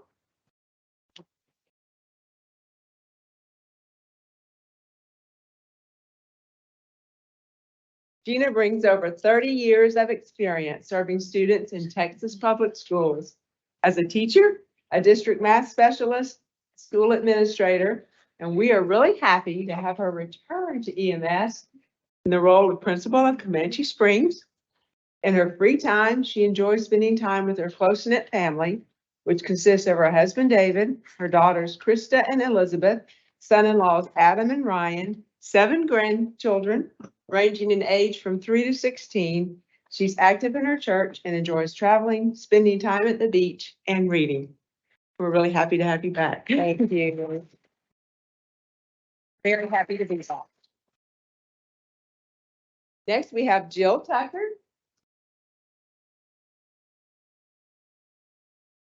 And Jill was a TCU intern this year and now joins us as the assistant principal for Lake Country Elementary School. Jill is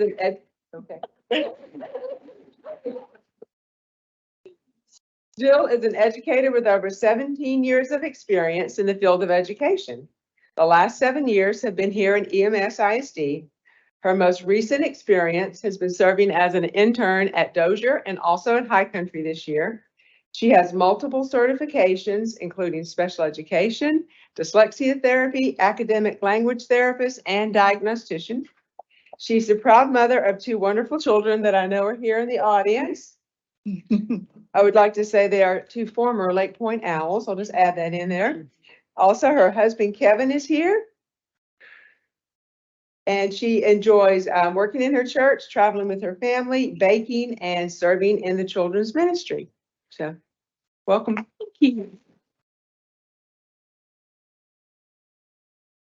And Jill, did I miss any other family members? I want to make sure. And her father-in-law. Very nice to have you, sir. Next, we have Natalie Sims.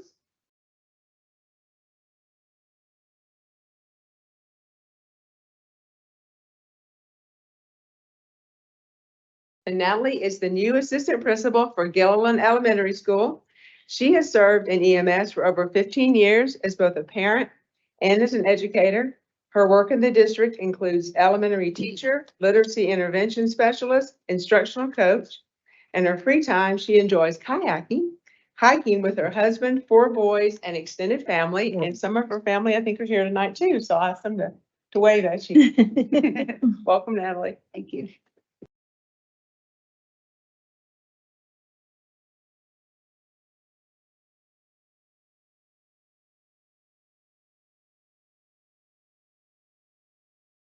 President Ring, Dr. Chadwell, members of the board, honeymoon happy and peacock proud to be able to introduce the very first principal at Eagle Mountain High School, and it is Dr. Ron Gatlin.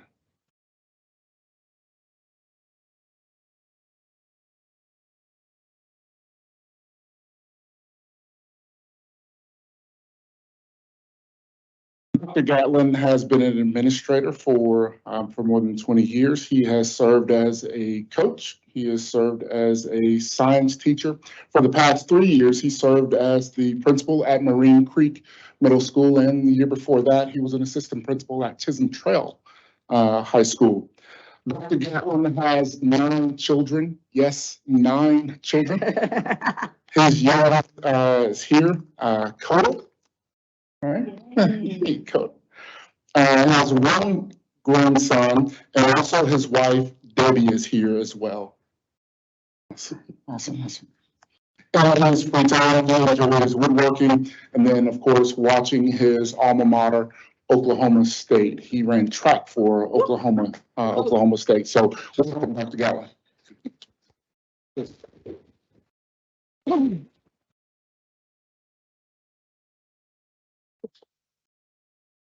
It's also my absolute pleasure to welcome the next principal of Ed Wilkie Middle School, Mr. Dan Russell.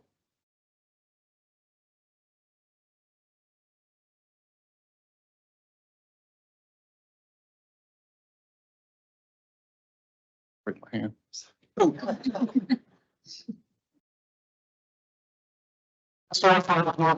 Years of experience as an educator. He has worked in various positions such as middle school history teacher. He's also worked as a science teacher.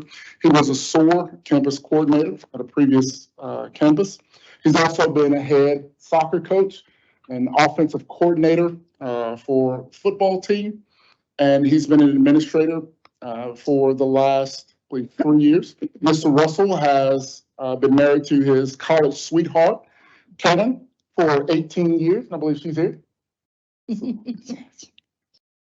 And then they have 2 active, and he wanted me to make sure that I express that, active daughters, ages 14 and 10. Again, we welcome Mr. Russell, who's the next principal of Ed Wilkie Middle School.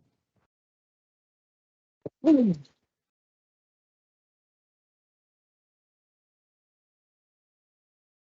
right, and we have one from the athletic department as well, Mr. Rucker.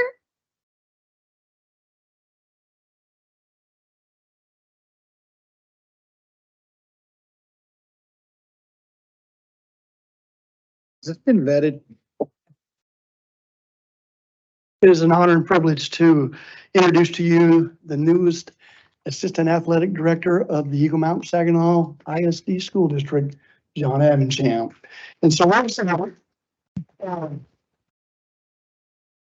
Avensham brings 25 years of coaching experience to his new role, with 21 of those years in service to Boswell High School. John's career began in Louisville ISD, where he helped coach Flower Mound Marcus High School to a state championship in 1997. From there, he coached at Flower Mound High School as well as South Grand Prairie before coming to Boswell High School.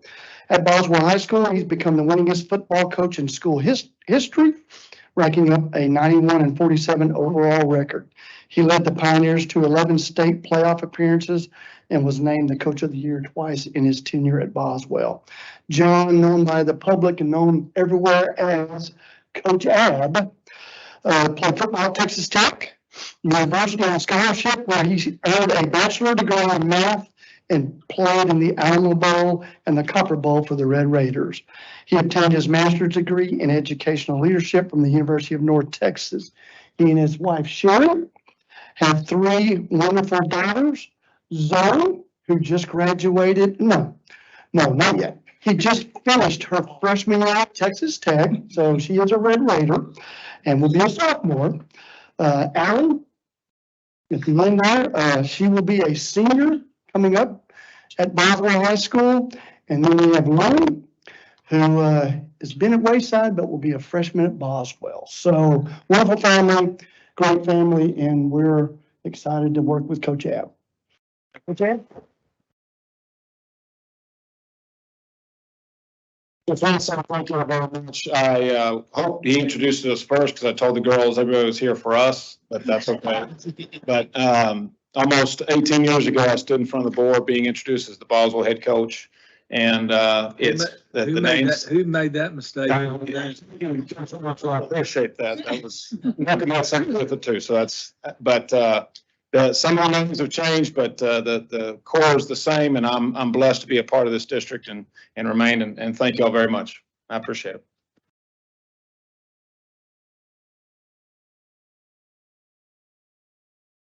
You only got one of those daughters with the guns up there. You got to work on the other two? Good, okay. All right, folks, that's it for the fun stuff. So if that's what you're here for, now is a great time to sneak up and get ready to move back to reports. Sorry. Curriculum, you're good. You're good. Fun. You're fun.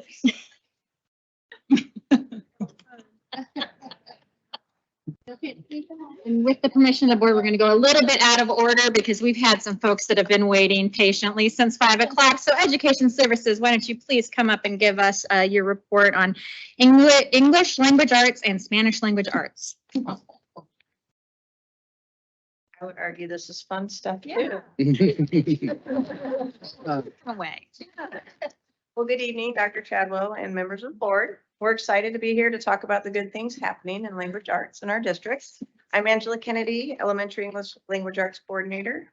Dr. Hunt. I'm Dr. Cheryl Hunt, Secondary English Language Arts Coordinator. I'm Ana de Leon, Bilingual ESL Coordinator. So we would like to acknowledge that Team Language Arts extends beyond the three of us present here. It's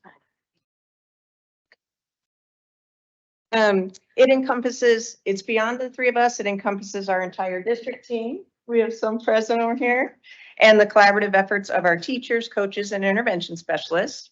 These pictures showcase our curriculum learning community facilitators delivering professional development sessions throughout our district. We take great pride in our teacher leaders and their contributions. So this year's initiatives include the Year 3 rollout of the Reading Academies, the kindergarten through 3rd grade alignment to House Bill 3, and a focus on STAR 2.0 redesign, including cross-curricular passages, new item types, and constructed response. Next year, we look towards better equipping our beginning and new to EMS teachers with additional curriculum and planning resources. We will move from a blended to a comprehensive model for subsequent reading academies, and we will continue to adapt our CLC framework so that our facilitators will grow in their leadership and their professional skills. So in K2, this year we successfully extended our early literacy screener, M-Class, up to 2nd grade. Our teachers received training to effectively analyze reports, establish goals, implement interventions, and monitor progress on the foundational skills development. And summer school for our 2nd grade students who require additional reading assistance will focus on closing foundational gaps and enhancing fluency and automaticity. Thank you. You're welcome. In 3.5, in transitioning to our integrated assessment approach, extensive efforts were made during both the summer and throughout the year to develop curriculum components that incorporated constructive responses and student exemplars that align with state rubrics. We also embedded editing and revising items into the curriculum. These pieces were emphasized during district-wide professional development days. And summer school in 3rd through 5th will focus on strengthening reading comprehension, developing writing skills related to reading, and practicing foundational skills. Right here. Yeah. Our bilingual program focused on aligning curriculum and assessments to the new STAR redesign. We developed Spanish student exemplars and editing and revising items. We also enhanced our Spanish learning spiral reviews. We provided guidance on M-Class Lectura with an emphasis on progress monitoring.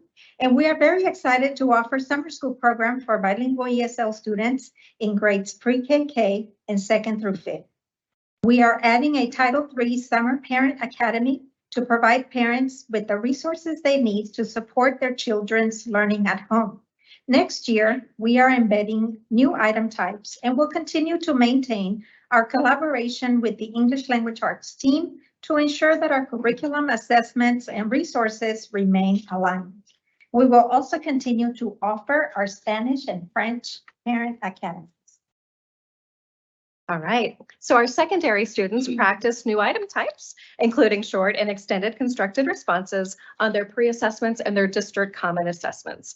We further elevated grades 6 through 8 summer school intervention, and we better prepared our high school students for the Texas Success Initiatives and the Texas College Bridge. Bragging again on our CLC facilitators, they read professional books and created presentations to share with teachers at each CLC. Next school year, we will continue to refine our assessments and professional learning. We will work more deeply on effective questioning, starting off with a focus session in August. All right, we do have so many things to celebrate as well. Elementary students read with their high school heroes at our 6th annual reading festival this past January. We also had an Area 12 Spelling Bee winner who then went on to be the runner-up at the TCU Spelling Bee. We're also thrilled to share that 98% of our Reading Academy participants have successfully completed our 3rd year of Reading Academy implementation. This outstanding success showcases the effectiveness of our local implementation model. Our cohort leaders sitting back there. It's a true cause for celebration. It reflects the tireless efforts of our hardworking teachers. We administer the M-Class screener to our K-2 students as an assessment cadre of small teams of district personnel, campus coaches, and interventionists working together across campuses. This protects instructional time for classroom teachers and allows us to collect data on each student in a timely and efficient manner. Parents from different cultures and languages attend our parent academies. We provide sessions on various topics, including adult ESL classes. In everything we do, our focus is literacy and fostering an EMS community of readers and writers. Guys have any questions?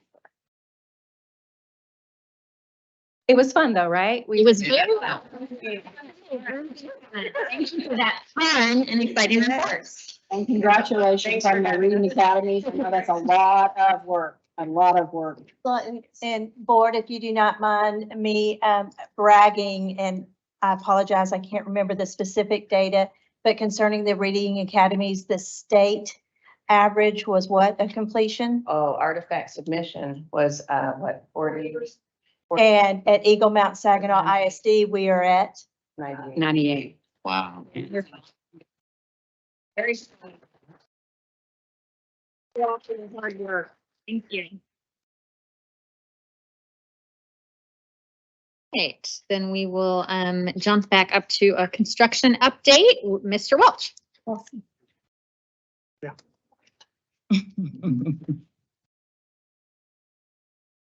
A fun construction update, right? Yes, color pictures. Okay, we're going to start tonight with Eagle Mountain High School. And you can see the front entrance of the building. It's most of it's glazed out and all the dented glass in place. And they've started on the brickwork on the administration area. You don't see it in this picture, but they have. The middle picture is looking from the cafeteria across the open space, and that would be looking at the library. So that's moving along. The one on the right is probably just the opposite of that. It's from the library corner looking down to the pond and the open courtyard. So tying the main academic building to athletics, fine arts, cafeteria is the bridgeway. So you can see the structural steel has been put in place. They were ready to pour the concrete for that on the flooring part of it. And I think on the far left, it's just a stairwell showing that, you know, that little area goes upstairs also. There's a couple different ways to get there. So it's progressing. Moving forward, the multi-purpose room, you've got your press box and you've got your visitors bleachers, kind of highlighting those. CMU blocks going along in that field house and on the visitor side. Then the structural steel continues on several of those locations, as you can see from the press box, and some of the bleachers supports on the visitor side. Okay, moving to the gym, that's in the far back end of the building. That's one of the last phases of that area. And you can see they're working on the stairwell, putting the concrete and also the structural columns to help support the roof. So that's moving right along. Don't know. So that's the on-site work. If you've driven by, you've seen the water pipeline. That's the off-site, different contractor. But that's going to go all the way to 287 for our portion of the water extension. So that is in progress. And then there'll also be some road work. You'll unfortunately probably start seeing, just depending on if you're caught in there or not. So we'll just go through that phase of it also. Any questions about the high school? So that stuff that they just were putting all that material on the north side of Bonds Ranch, that's for the water? Yes. Because I know that's been the last couple of days. They're moving a bunch of material around. Yes, that one won't take long to get to 287. It's the one that's coming from the south, which is the city's portion. That's what we'll be sweating to the very end because it's got to be used to tie into our sprinkler system. So, and obviously domestic water. So. On time, still? It's planned to be on time, yes.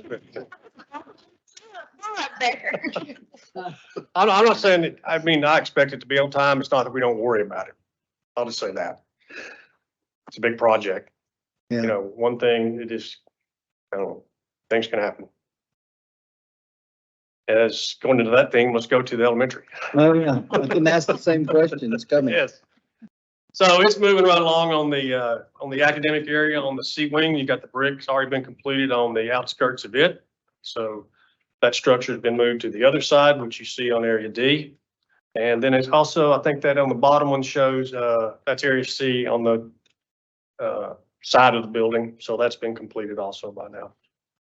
But brickwork's progressing. But of course, you know, there's several different sections of brick, and of course you run out of one, then you got to slow down. Instead of having like 3 groups, you got to go to 1. So, you know, it's just one step at a time. So now since the developer has received, for that whole development that we're in, they received their final plats. Now we're able to tie in to the road with the approaches. So that's what your pictures there see. So a lot of times we're waiting for things to happen just so they make that next step. So our contractor phased that in and got that work connected. Okay, moving to the administration area, you see wooden, you know, you got your wooden doors. We have millwork in there. It's all been put in place. I don't have any pictures of that, but it has already arrived. You got the glass work, the control vestibule by the library. All the glass has been put in that area, and they were working on lighting today in the library. So there's not going to be, as far as area A and C, C being the gym cafeteria area, I say C, I meant B. Those things will be punched this next month. So moving down the hallway, you can see the tile setters. They got several good crews on that, so they're progressing in there. So the area C has completed the tile work in the hallway. They need to move to the area, the lower level. This is what you see as lower level C. They need to move to lower level D. It's their next step, so they'll knock that out. So that one progresses about 2 weeks behind. So on the bottom level, the one on the right, it has the tile, the one on the left doesn't, but they'll move over to there. So when I start to show you some pictures in a minute of different stages, that's really how it's going to play out. Kitchen equipment's been moved in. It's being installed. So we're glad to have that in place. Okay, these are the different phases of each. You got your bottom level and you got your top level. And these are obviously a little bit older, but it is the one on the bottom right is the one where you're going to have the painted walls. You'll start to see the millwork in there. You got the drop ceiling. That means you've got your sprinkler system in there. You've got your ductwork. You got your lighting. So that's the one that one on the far right will finish first. So they'll start punching that at the end of this June. So that'll be the first one that gets punched of the 4. The one on the left with the sheetrock looking everywhere, that'll be about a week later. That'll be the first part of July. That in the D1 on the lower level, it will get punched. And then as you move upstairs, the one on the right will follow along. That'll be around toward the latter part of July. And then the one on the left is the top story on area D, and that's the one that's, you know, they just go to each one, and that's the one that will finish last. So it'll punch around August 1st. So that's really, we're going to be right up against it on that one. So And school start the 15th? got till the 15th, yeah. Okay. And that's all, it's all pictures, but, yeah, school starts on 15th. Sure, they're aware of that. This is the same prototype though. I mean, this is not a new, it's brand new from the, It's brand new, but again, I don't know that I would. The problem is you've got, when you start off, you've got the weather. We had delays with permitting and, we need to condition the building. So the pumps won't come till the middle of June. So now you have to use different glue. I mean, there's just certain things that are happening that we normally, because of supply chains, are having to deal with. And they have an effect somewhere on everything from that point on. So that's been the struggle with this one. Truly has. you like the design? I mean, is it? It's different and. It's different, but a lot of times it's a lot of the same things.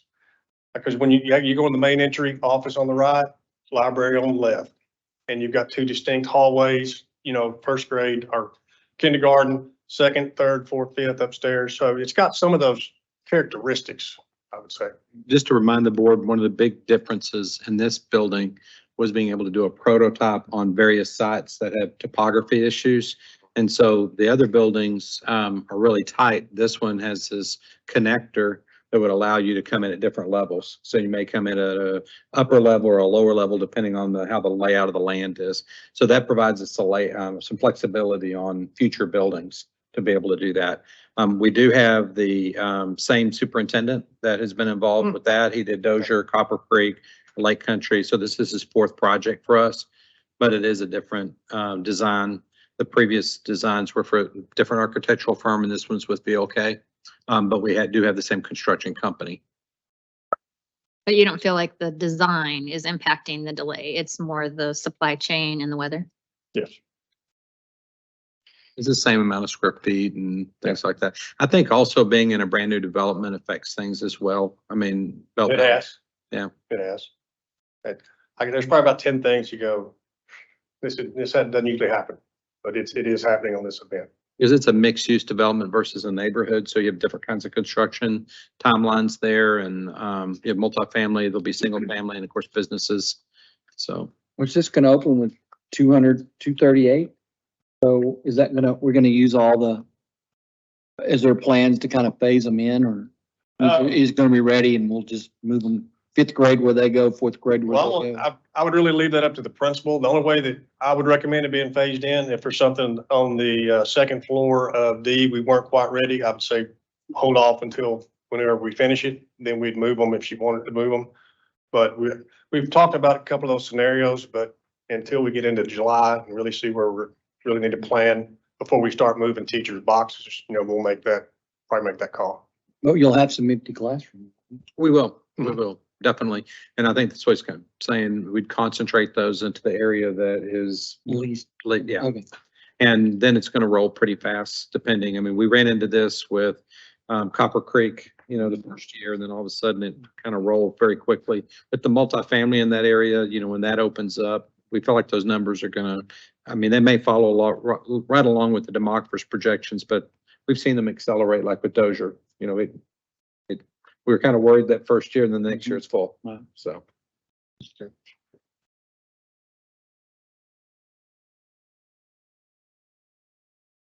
Yeah. More questions? All right, thank you. And this one is definitely going to be fun as well. Finance, budget update.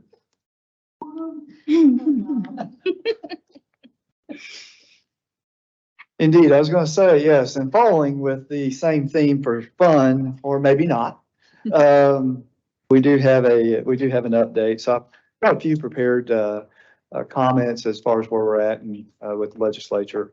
And so if there's questions along the way, please let me know.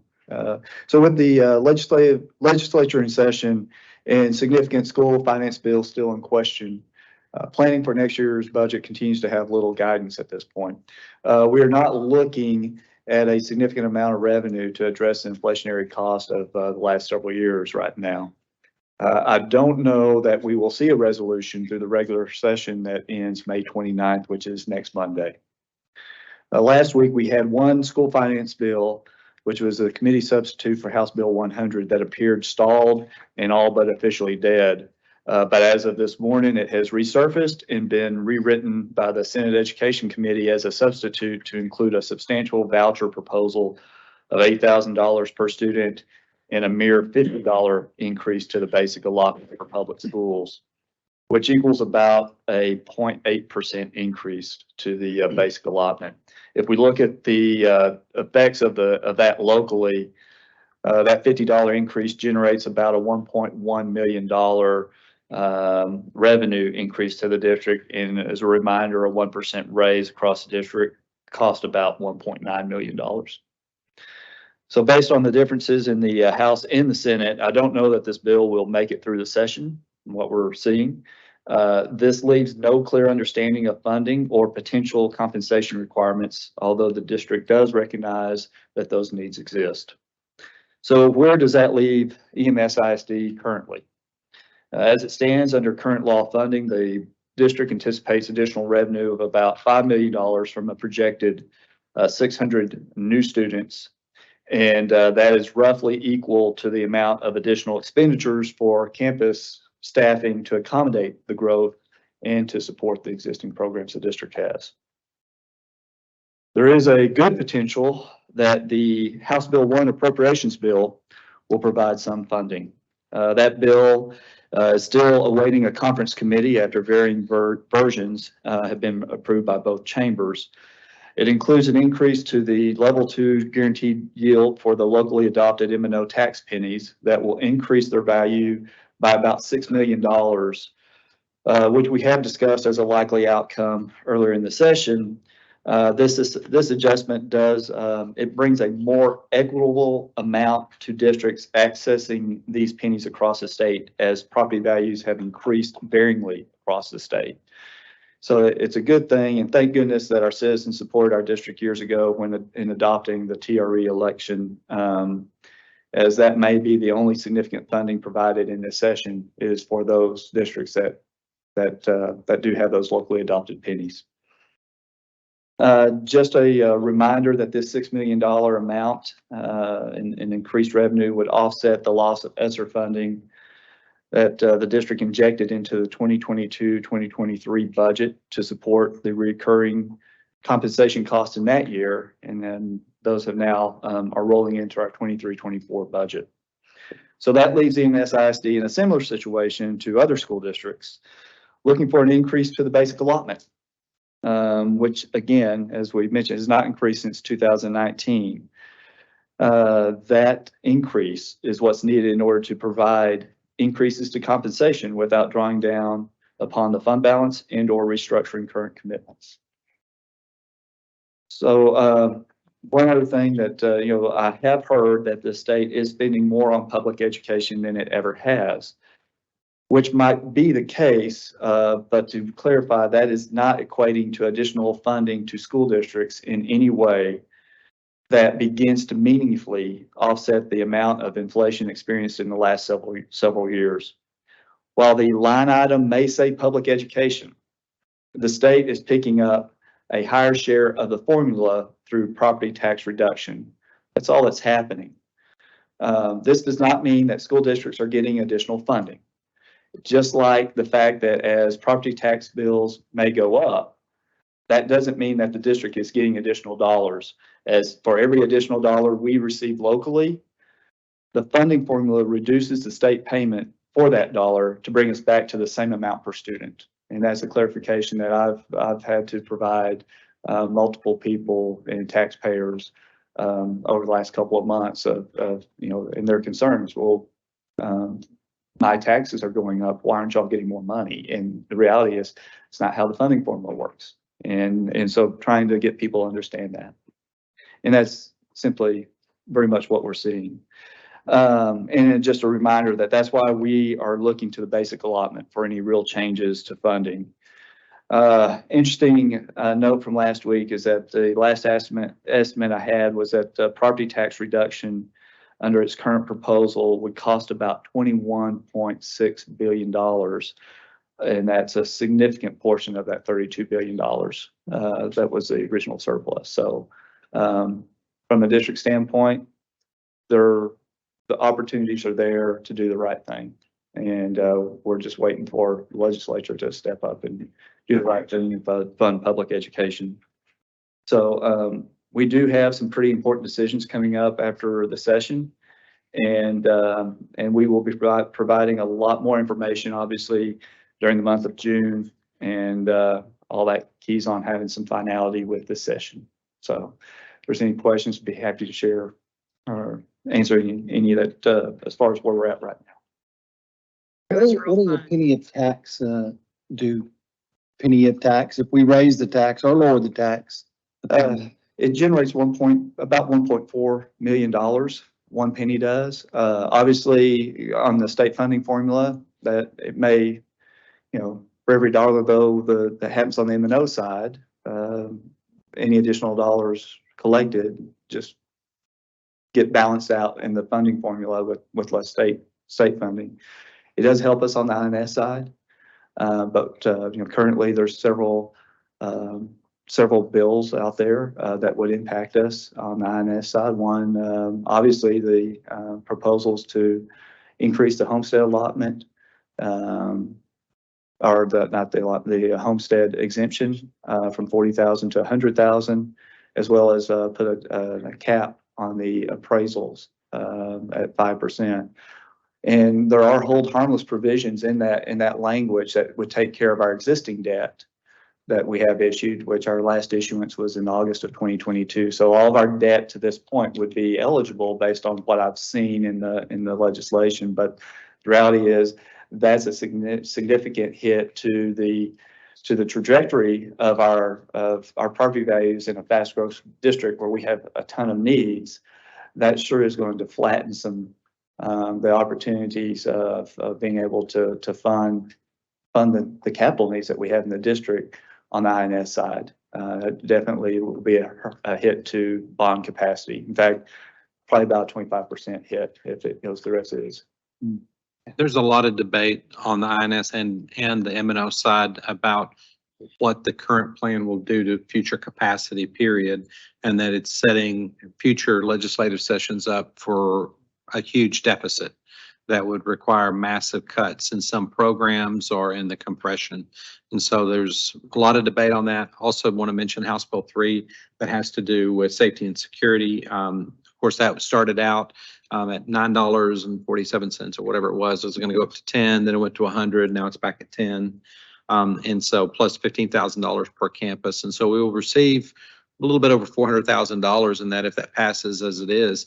But if they had done the original with $100 per ADA, then it would have actually allowed us to add a police officer at every one of our elementary schools. And so that decision of reducing it from 100 back to 10 takes that off the table, which is very discouraging. And they have kind of debated that on both sides. So there's, as y'all know, we've just from keeping up with the news, it is changing as we speak. I mean, we could have started the meeting with one set of standards and end the meeting with another. So we're keeping up with that. And that actually places us in a very challenging situation because we like to, and the next report will be on compensation. We like to do that early so people know and plan for it and all those kinds of things. In this case, we're in a different challenge. We don't want to make any commitments without knowing the full story. And I don't think we'll know the full story until a week from Monday for sure. And after that time, then we will need to get busy. And we do want to schedule a workshop, a budget workshop to review those things prior to the June 12th meeting. And we'll be getting to you with a calendar on that because we do feel like there has to be some additional discussions where we know all the facts before we move forward. Questions? Hey, thank you, Rob. Thank you. Thanks for all that fun information, Rob. That was real fun. All right, Human Resources, Dr. Gamel. Last report. That's fun. Before Dr. Gamel starts, I know we said this, I just feel like I need to, for the record, just say this one more time. The money is there. All this is fixable. It's just a choice of priorities. And no matter what people say, I'm not saying this to y'all, I'm saying this for people watching, and, you know, we're making choices right now at the state level that will affect children and will affect educators and will affect families. When we have a choice to put money back into public education and invest, when there's been a 17% increase in inflation since 2019, the choice is to put about a 0.55% in there for compensation increases as a result of that $50 that's in the current proposal from the Senate and House Bill 100. We just encourage people to just make that communication clear, because we're being placed in a very difficult position, not just going into this next year, and we're in a better position than many, but those that are in some other hardships, it's going to be a deal breaker for some districts, and we'll just endeavor to work through this as we have in the past. Thank you. I had to get that off my chest. No, Thank you. absolutely. Good evening, President Ring, Dr. Chadwell, and Board of Trustees.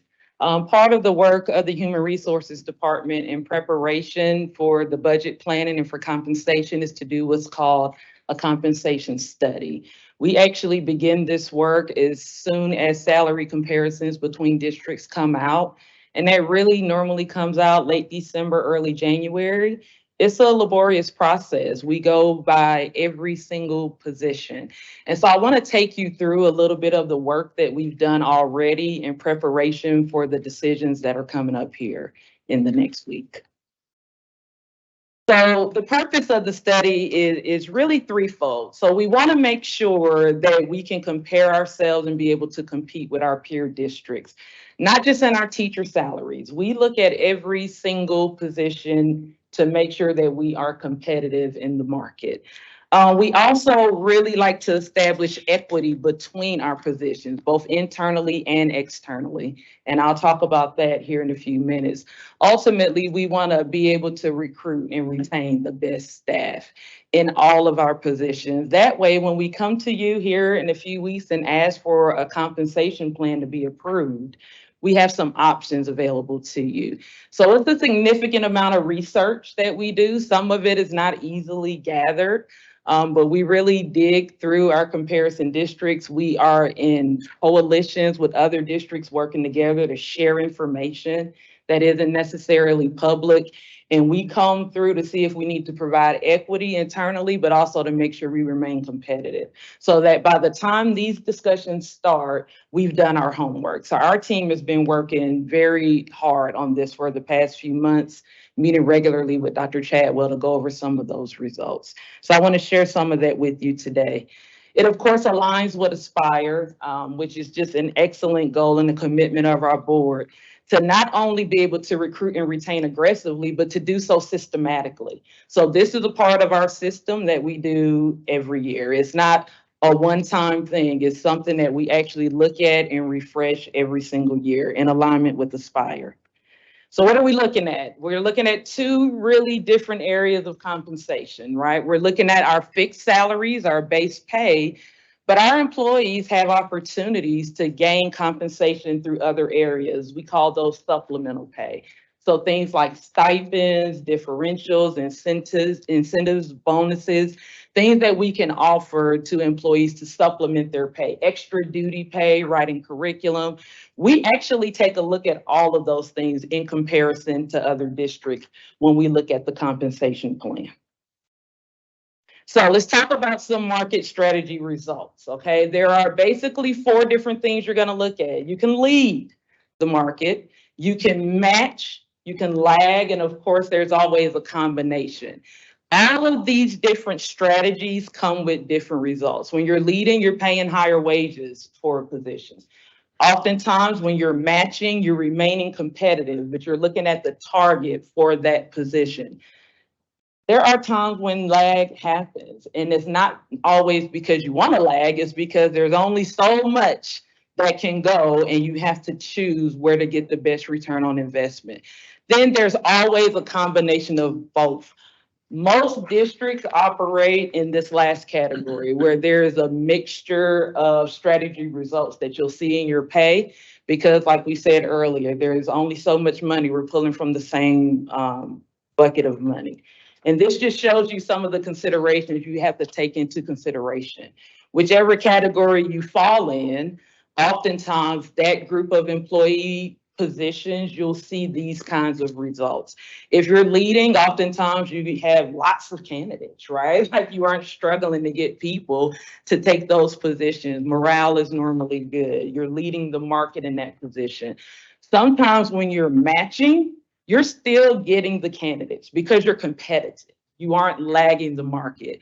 When you are in a lagging result, sometimes you will struggle with retention. Sometimes you struggle to get the best.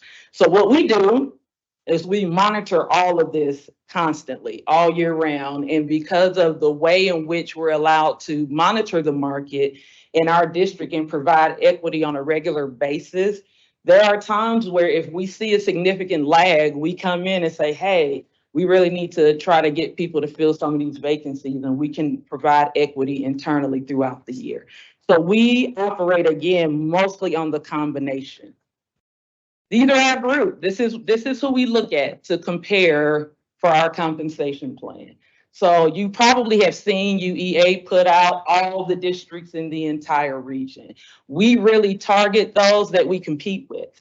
And this is our peer group, and it has been for years. We can add, there are times when Dr. Chadwell will say, hey, can you just add this group in and see what that does to our market? And we do that all year long. This is the group we primarily focus on, though. We trade employees with these districts. We get employees from these districts, and sometimes we lose. So we watch what they do very closely, and we collaborate. Just want to make a note. You'll notice all these are multiple high school districts. There are some single high school districts that sometimes we look at, but really it's a different type of market when you're analyzing case by case, because sometimes in those single districts, people have more than one job function, and so their salary is not really comparable to ours. So these give us the best broad group of comparison. But we do look at the others at time as well. Absolutely. So here's some findings. This is real data for this year. So this is a lot of the data. I want to kind of break down for you what you see. This is our teacher matrix. On our matrix, we have our teachers and we have our librarians.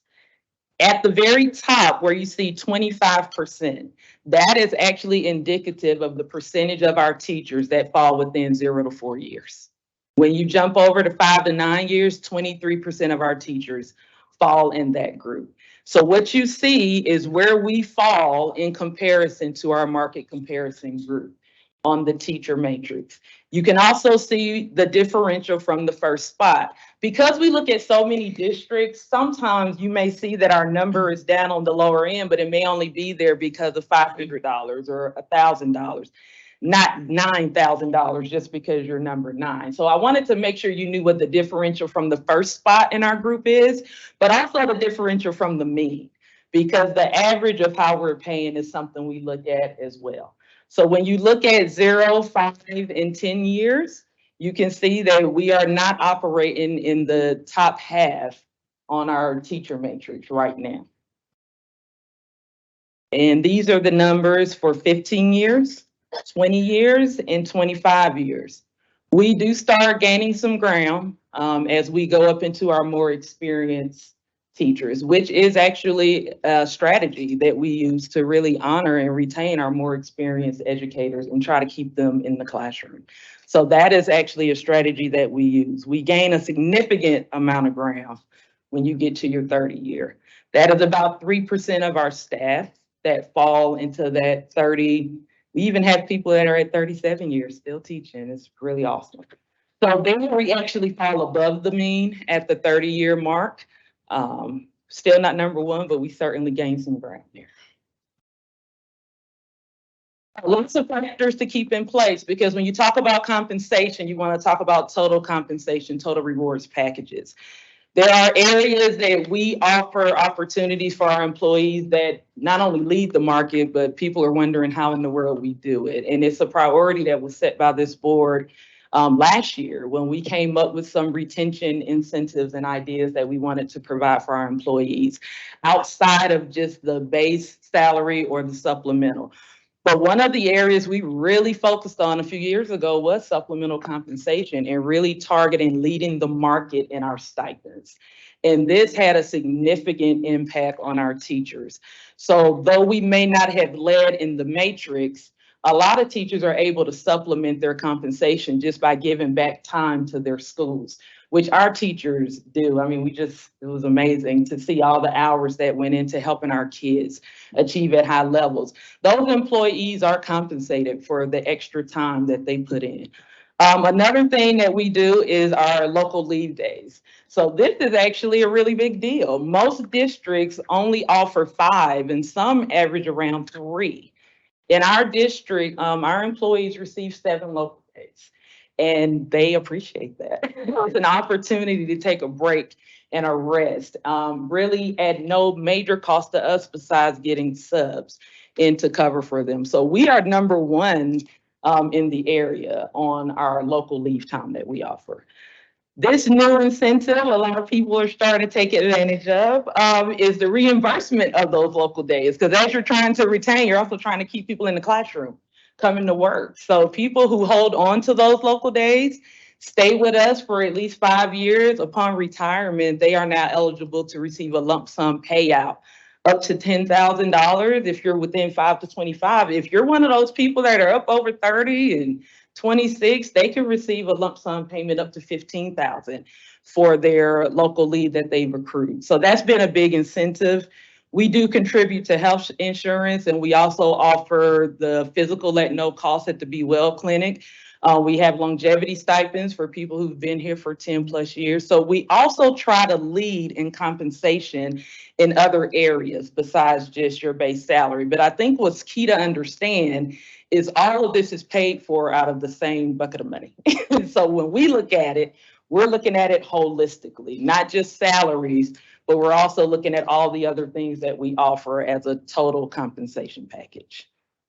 And do you feel confident we're doing a good job of communicating that to recruits so that they understand how to compare this type of compensation to what they might be looking at? We did not always do a good job with that. Recently, we have been able to allocate one of the members of our team to employee relations to market what we do better. And yes, now our communications team says that she needs an office in their office because she's always down there.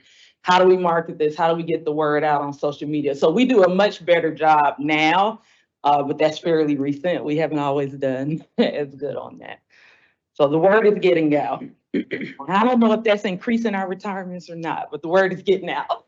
I think one thing that's difficult on the stipend part of it is that while a matrix can be reported fairly easily, like we saw, we're talking about a much more detailed list. Y'all have seen it with the comprehensive plan. And so some districts don't pay a lead teacher stipend. We do. Some don't allow you. This is one we found out in the research. They don't allow you to stack UIL stipends. So if you have more than one UIL event that you coach, so you do ready writing and you do several, they'll just let you do one. They limit. So they limit you. We don't. We allow you to do more than one, because if you can do more than one, do more than one. So we have people that are stacking stipends like that and making up to, what was the biggest one? 20,519 is one that comes. I remember. Yeah. I'm thinking about the same person. Yeah, we are. But this person is an excellent, outstanding teacher and has incredible results, but has decided, I do not want to go into administration. I want to do this. And they're able to stack their stipends and do that. And so it's harder to communicate because it's not something you can just get going into the, getting into an interview. And now where we've had more communications on coaching, because again, coaching is not, you have second sports and it's not always just clear, because you could say, well, you only make X amount for coaching whatever sport it is. But then you don't think about the second stipend, which is your second sports stipend, that may actually make you lead the market in that area. And we do. And we do lead the market. We get calls all the time. How did y'all do that in athletics? But really, it was just about building a structure that actually is marketable. Depending on what you call it, it's hard to market it because you can't explain it. But the way we built the structure and the supplemental compensation, we now can market that pretty far and wide, because we don't just base it on the sport. We base it on the fact that you coach one sport or 2 sports or 3 sports. And that allows them to put a number to it. And that has really helped a lot in athletics. So that's been a big part of the work when you talk about the supplementals and the opportunities, like allowing people to stack, is making it marketable. So even saying something as simple in our supplemental compensation as no limit to the amount of stipends, teachers understand that because a lot of them have come from districts that say, you can only do 2 extracurriculars or we're limited how many stipends. So you come to us and we say we aren't limited and they know what that means. And so we've worked to really try to put it in a framework that we can put out on our website. You can go to our website today and see what your supplemental compensation opportunities are. That's been a lot of work, but that's also something we keep up with because there may be times that we have to make adjustments if we see that the market is kind of getting away from us. Right now, people are chasing us in supplemental. And so that's something it's fluid. It's very fluid. It's every day and we stay on top of it. And one other thing y'all did and led this is that when we did GPIs, we did it to everything, including stipends. We'll see that as something we could actually separate out. But that conscious decision, there's people that have had the same stipend for 15 years in some districts because that's what you make for that. It's not affected by a GPI. In our case, it is. And that's why the numbers are a little different. That's why we round up to 5, because it was, there's odd numbers involved. Yeah. But I really, just go reiterate, I really feel like that we've got to find better ways to be able to communicate it because apples to apples, we are incredibly competitive and you just don't see that as easily on the matrix. Go ahead. I have a couple questions about the reimbursement on the local leave. What does it look like?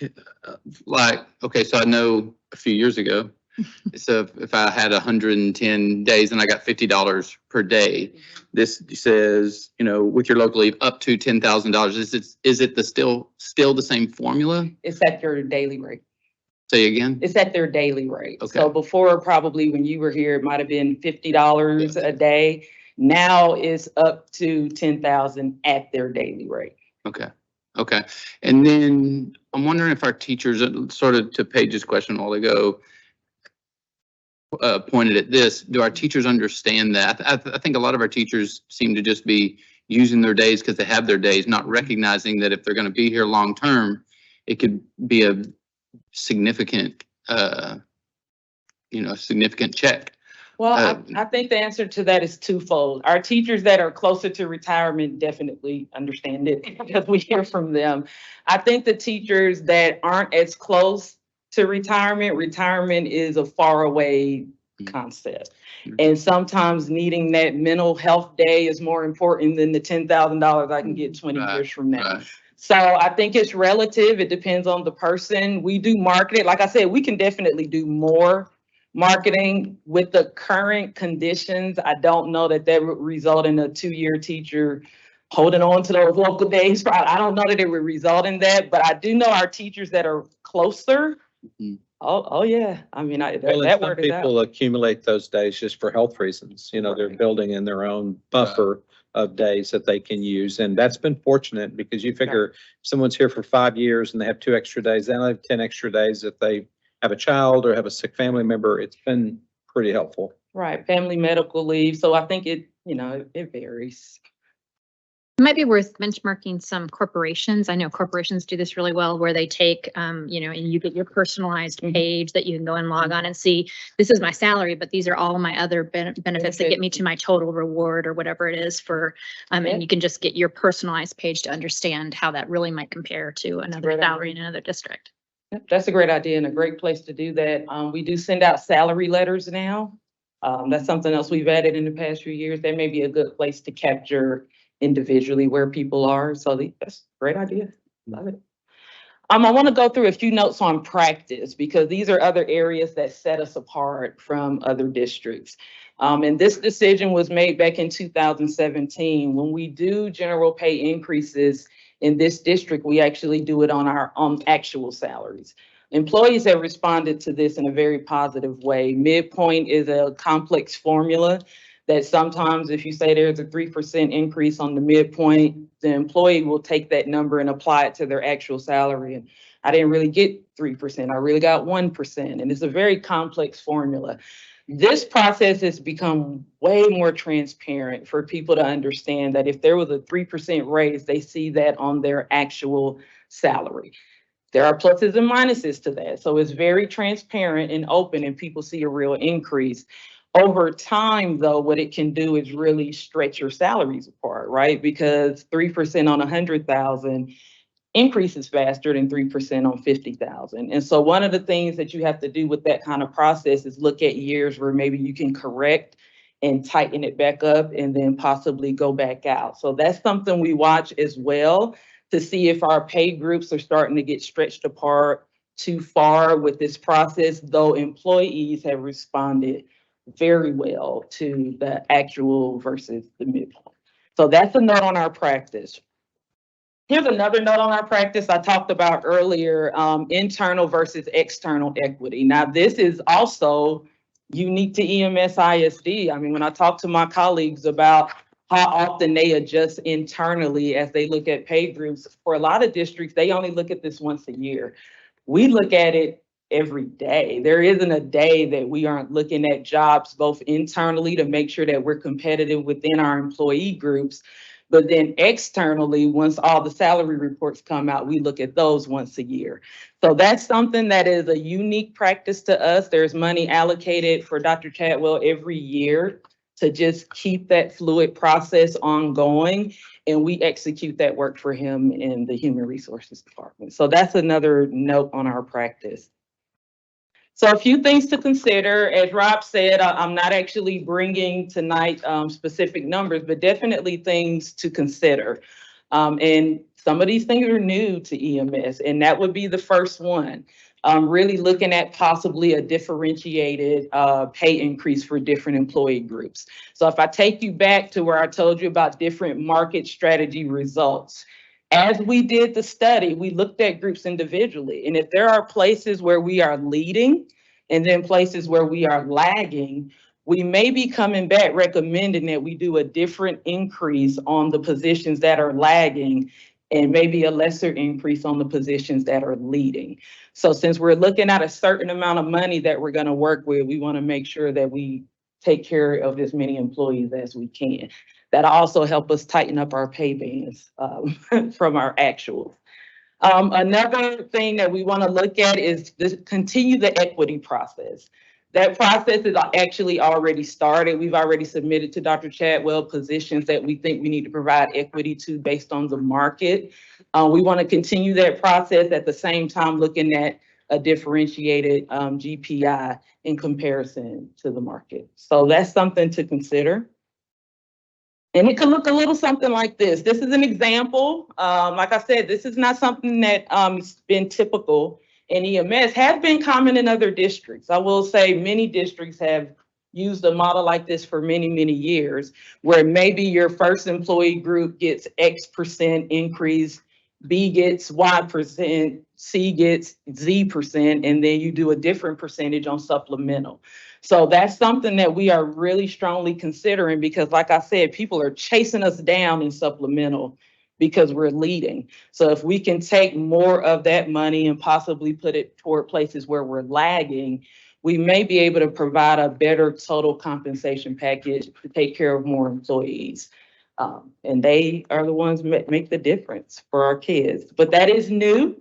So I wanted to make sure you were aware of that. Obviously, we aren't bringing anything today, no real numbers for you. We're waiting to see what happens when the session closes, but I wanted to go ahead and give you a bird's eye view into the work we're already doing in preparation for a recommendation later on this summer. You would be moving though from a really simple 3% from employee A in your particular example, A, B, and supplemental to a more complicated. You're going to take away that simplicity that all employees like. So I think it's going to be a much harder sell job to tell this group they're getting 4%. Sorry, I didn't mean to put a percentage. This group getting X% and this group getting Y%. You're right in the sense that it wouldn't just be across the board, which is why I think it would be important to show the leading components. Before you just say this group gets this and this group gets this, we would really have to do some marketing as to why. They would need to know the why behind it. But I will say this, and I'm sure there are plenty of administrators in this room that will stand up with me. Many of us know where we're leading because we experience it. And many of us know where we're lagging because those are our colleagues. And so we've had teachers stand up and say, what about paras? We've had paras stand up and say, what about custodial? We've had that in our system. So I do think we can talk about it, we can market it, we can prepare for it, but I think our employees will stand up for one another because we're getting those questions already. Would it be, is the example inclusion of if some of those teachers groups 0 to 5, 5 to 10, would it split it that way? So if the group that's 10 to 15 years is 3,000 behind and then group 0 to 5 is 2, that you would? There are districts that have used that model. We weren't looking at that. We were looking at our teachers as a group. Okay. So what we were looking at more is you have your administrators, you have your teachers, you have your paraprofessionals, and you have your auxiliaries. We were not looking at splitting between our teachers based on years, but I will tell you that is a model that has been done in other districts. When you go back to our teacher matrix, what you see is we aren't necessarily where we want to be yet, right, in all areas. So I don't think we're going to recommend starting splitting between teachers. Well, I think several years back, we raised we made a conscious effort to move up from more experienced teachers to. We did. It was a year that we were having some significant increases. I forget what the percentage was, but it wasn't a year like this year, of course. And we were able to add some more at the top end. And that's one reason why we see that in the results. That's why we're up higher than that. Yes. Right. And also it's hard because you're kind of chasing others. Well, they're doing the same thing we are. And there was a year, I forget what we gave. It was like 5 or 7%. And all of a sudden we're like, why don't we gain ground? Because other people gave 5 or 7%. Because we all get the same basic allotment. It's just how you spend it in that regard. What are you hearing as you benchmark? What are other districts? Because we're all facing the same challenge from the state. So how are other districts toying with the same problem? Toying is a great word. We have some of our competitors that are doing just like us. They are sitting and waiting, and in our meetings, they say we just have to wait. We have some competitors that have come out with some pretty significant numbers, and we all are saying, how are they paying for that? So it's all over the board. It's all over the board. And according to Mr. Welch and his discussions, some of these districts are actually going into their fund balance at significant amounts.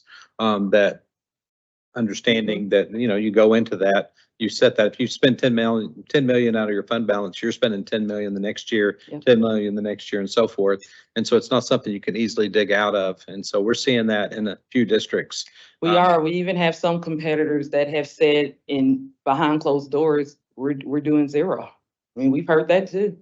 They just haven't come out publicly. So everybody is, toying is a great word. I had one superintendent unnamed call me and said, how is this other district doing this? This doesn't make sense. I'm looking at my numbers. I have no idea how they're doing that. I said, unless they're using fund balance and they're just hoping and wishing for the future, I don't know either, because it was a significant amount and it was in the tune of tens of millions of dollars in fund balance they were spending in order to put out their salary plan. And some are still using some of their ESSER dollars. And I mean, I've talked to enough people that sometimes they'll just say, I don't think this can just keep working this way. I'm like, well, you can get a $32 billion surplus and not even come close to doing anything with inflation. That doesn't sound like a lot of hope for 2025. You know, you have to base it on what the reality is. And so I think some are kind of, and then some are, like she said, are being really super conservative and saying, we're looking at 0, and we're not. I mean, we're looking at something more than that, but we've got to know what our numbers are before we move forward. Well, I think my biggest concern is and I think there's one in the consent agenda tonight, we're passing increase, we're adding staff as we have to. Right. And so we're making that choice now without knowing the same things that you're talking about. Right. So, and I was looking back at what Mr. Rob said about how much money we're going to get, and the numbers don't add up. So, I mean, I guess we're adding those people instead of a percent or 2 or not? Oh, definitely.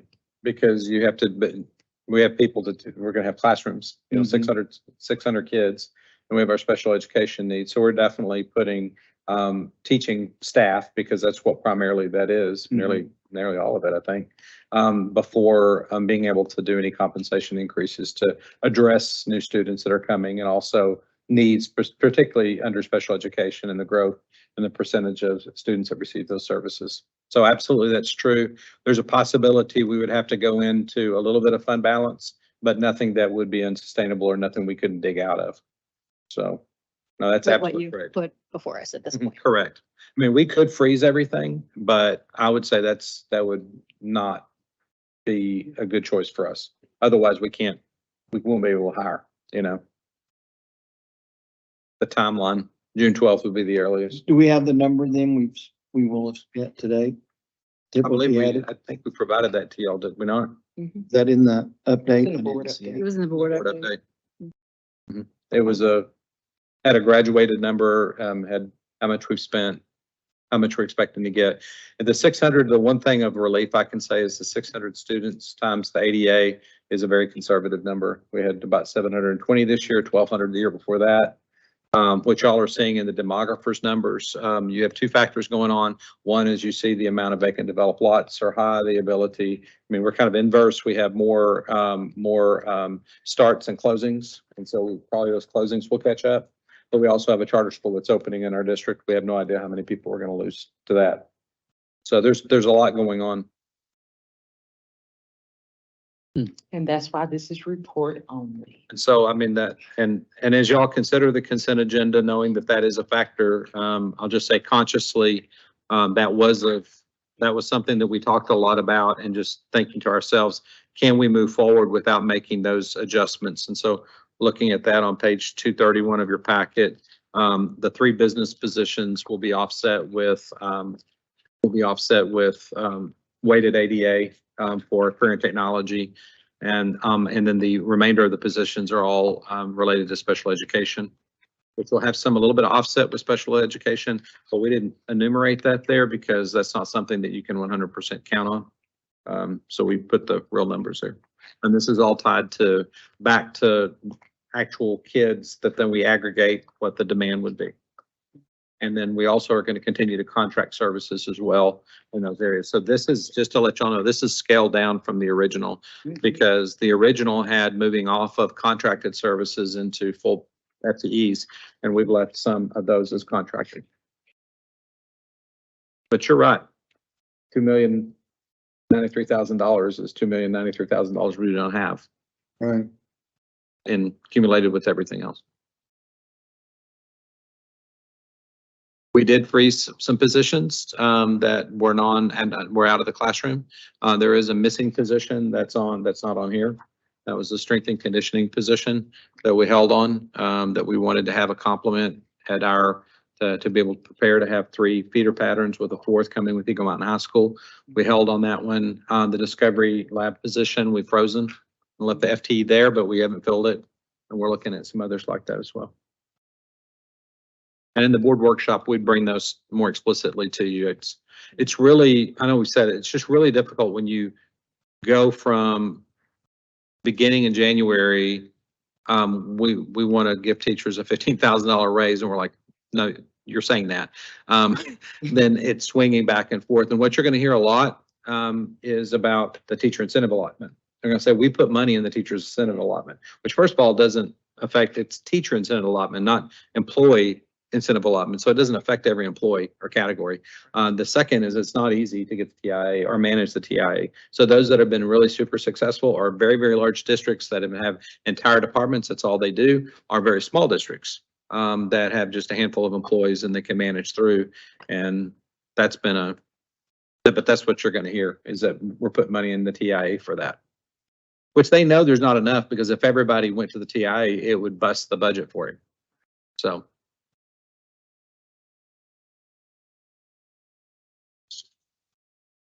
Thank you. That was fun. That one was super fun. Awesome fun.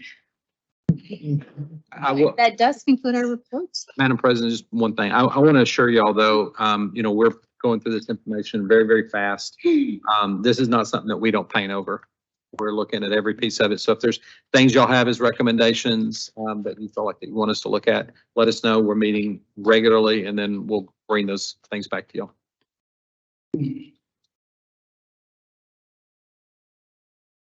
Right, let's move on to action items. First action item tonight is to elect board officers. I make a motion to put Paige as the president, Marilyn as the vice president, and Steve Newcomb as the secretary. Second? Second. A motion by Tim and a second by Blake. Is there any discussion? Seeing none, all those in favor? Any opposed? And there are none. Motion carries 7-0. And next we have to consider a teacher abandonment of position without good cause. Dr. Currens? Good evening, President Ring, Dr. Chadwell, and members of the board. I have for your consideration a contract abandonment of second grade teacher Patricia Griffiths from High Country Elementary. This can be found on page 110 of your board book. I'm happy to answer any questions that you might have. Recommend that the board find that good cause did not exist under section 21.105 C2 of the Texas Education Code for Mrs. Patricia Griffiths to abandon her contract for the 2022-2023 school year. The board did not consent to her resignation, and that the board authorizes the superintendent to file a complaint with the State Board for Educator Certification to seek sanctions for her abandonment of contract. Second. I didn't hear you said that. Was it Tim or Rob? Second. Thank you. All right, I have a motion by Marilyn, a second by Tim. Is there any discussion? Seeing none, all those in favor? Any opposed? There are none. Motion carries 7-0. That was the end of our action items, considerably shorter than our reports tonight. There's this into our routine monthly reports. Were there any questions or concerns on those that you needed to bring up? Okay, then let's review the board planning calendar. Dr. Chadwell. Yes, on page 172 of your packet, we'll continue with the finance report, but including the bond capacity and issuance plan. The only thing that would push that off is if there is a law passed that would change some of that in the future or have any effect on current debt. It may take more time, but as it is, I think we'll be able to meet this report on time, but we'll let you know if we need to delay it by a month. Continue with budget forecasting under Ed Services. We have the ESL bilingual report, Aspire 2025 update. I'll say Dr. Parker's last Aspire update that she'll be making personally.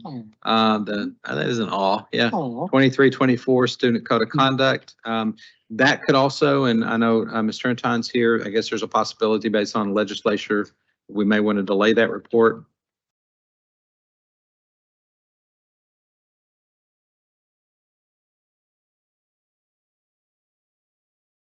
Thank you. Thank you. Thank you. And so Kathleen will provide information to you in the interim, especially if there's anything substantive. There's a few little tweaks there. I don't see anything that major that is going to change anything on that end. There's some things on grievance timelines and things like that. We have the 23-24 JJAAP MOU, the 22-23 student drug testing report, and then under action items, there is an opportunity for a TASB advocacy agenda resolution proposal if desired. And so if you would like for us to have a resolution, that's something we could actually add as a discussion item at our workshop. If we would so choose to do that, just let me know so I can bring the necessary information for you to have. Then we also have the resolution, consider acceptance of the resolution for the Board of Trustees designating an officer to calculate the no new revenue and voter approval tax rates if needed. So if you want to know how that sentence is dissected, then Mr. Welch can provide that to you. That's a new requirement for us. So anyway, if there are any questions on those items, I'd be happy to answer those now. That takes us to our consent agenda. A motion on that. Make a motion to approve the consent agenda as presented. Second. Motion by Marilyn, a second by Tim. Is there any discussion? All those in favor? Tim, are you in favor? I didn't see. Oh, sorry, I didn't see him. I was looking that way. There are. All those in favor? Any opposed? Are none. Motion carries 7-0. All right, that brings us to board president's announcements. We did this at the 5 o'clock session, but for those of you that weren't there, I just wanted to say once again, thank you to Liz and Donna for their tremendous and inspiring performance as board members. We will be sad to see them go. But we are very excited about our new members, Blake and Ron. So welcome, and you've made it almost completely through your first meeting, so welcome. I've got a couple things for you. You've got your graduation packets at your space. If you have any questions about that, especially since some of us are doing it for the first time, feel free to reach out to me, or Kim and Becky can help as well. There's an invitation to Linda Parker's retirement party on June 8th in your packet. I want to make sure you guys were aware of that. And then there's RSVP for those of you who haven't done so already to a VLK dinner. If you guys could fill up that, I think probably that's just the 2 new board members who hadn't seen that before. And then just a reminder, SLI is June 22nd through the 24th if you are signed up to attend that. That's all I had. That's it. Yes, obviously this Friday and Saturday will be a very exciting 36 hours of graduation. So we're really excited for all those kids. It's such a neat time of the year with all the things. Our education gala on Saturday was wonderful, watching our students be recognized and all the end of the year events. I'm going to a musical tomorrow at one of our middle schools, Creekview, to see SpongeBob. Saw a little precursor to that last week with the Fine Arts Showcase there at the Bass. It was great to return to there. A point in saying all that, there's just a lot happening, and it's really great to see, because the things we're talking about are the hard things to try to lead the district, and we have to remember why we're doing what we're doing. I was coming back from Austin from testifying on the day of the gala, and somebody said, well, hey, it's been a long day. We know it's a lot of stuff at home. I said, no, I'm going to go watch what remind me why I do what I do. And it was really great to watch our wonderful student performers. I want to thank Sean and all the team that put that together. Y'all did a wonderful job. It's great to be there and just showcase our wonderful talent and our kids and our families being able to enjoy that. And of course, of all of our teachers. So it was a great evening. So I just want to thank y'all again. Welcome Ron and Blake and their service. It's going to be a busy summer as we prepare for this next year, but we're very fortunate too to be in this district, and I'm very thankful for the leadership that's been shown. I had somebody tell me today, just made a really nice comment, was talking about just their wrote me an email and said important in their email, and I'm like, okay, I wonder what this is. And they said everyone that's impacted their child in a positive way this year. And I'm like, I want more emails like this. This was wonderful. But it was just, a spirit of gratitude and Thanksgiving. And so very, very thankful for the teachers that are making a difference in the lives of kids every day. So that's all I have. Right. Madam President, I think there's no other business to come before this board. I make a motion, we adjourn. Second. Motion by Steve, second by Marilyn. All those in favor? We are adjourned.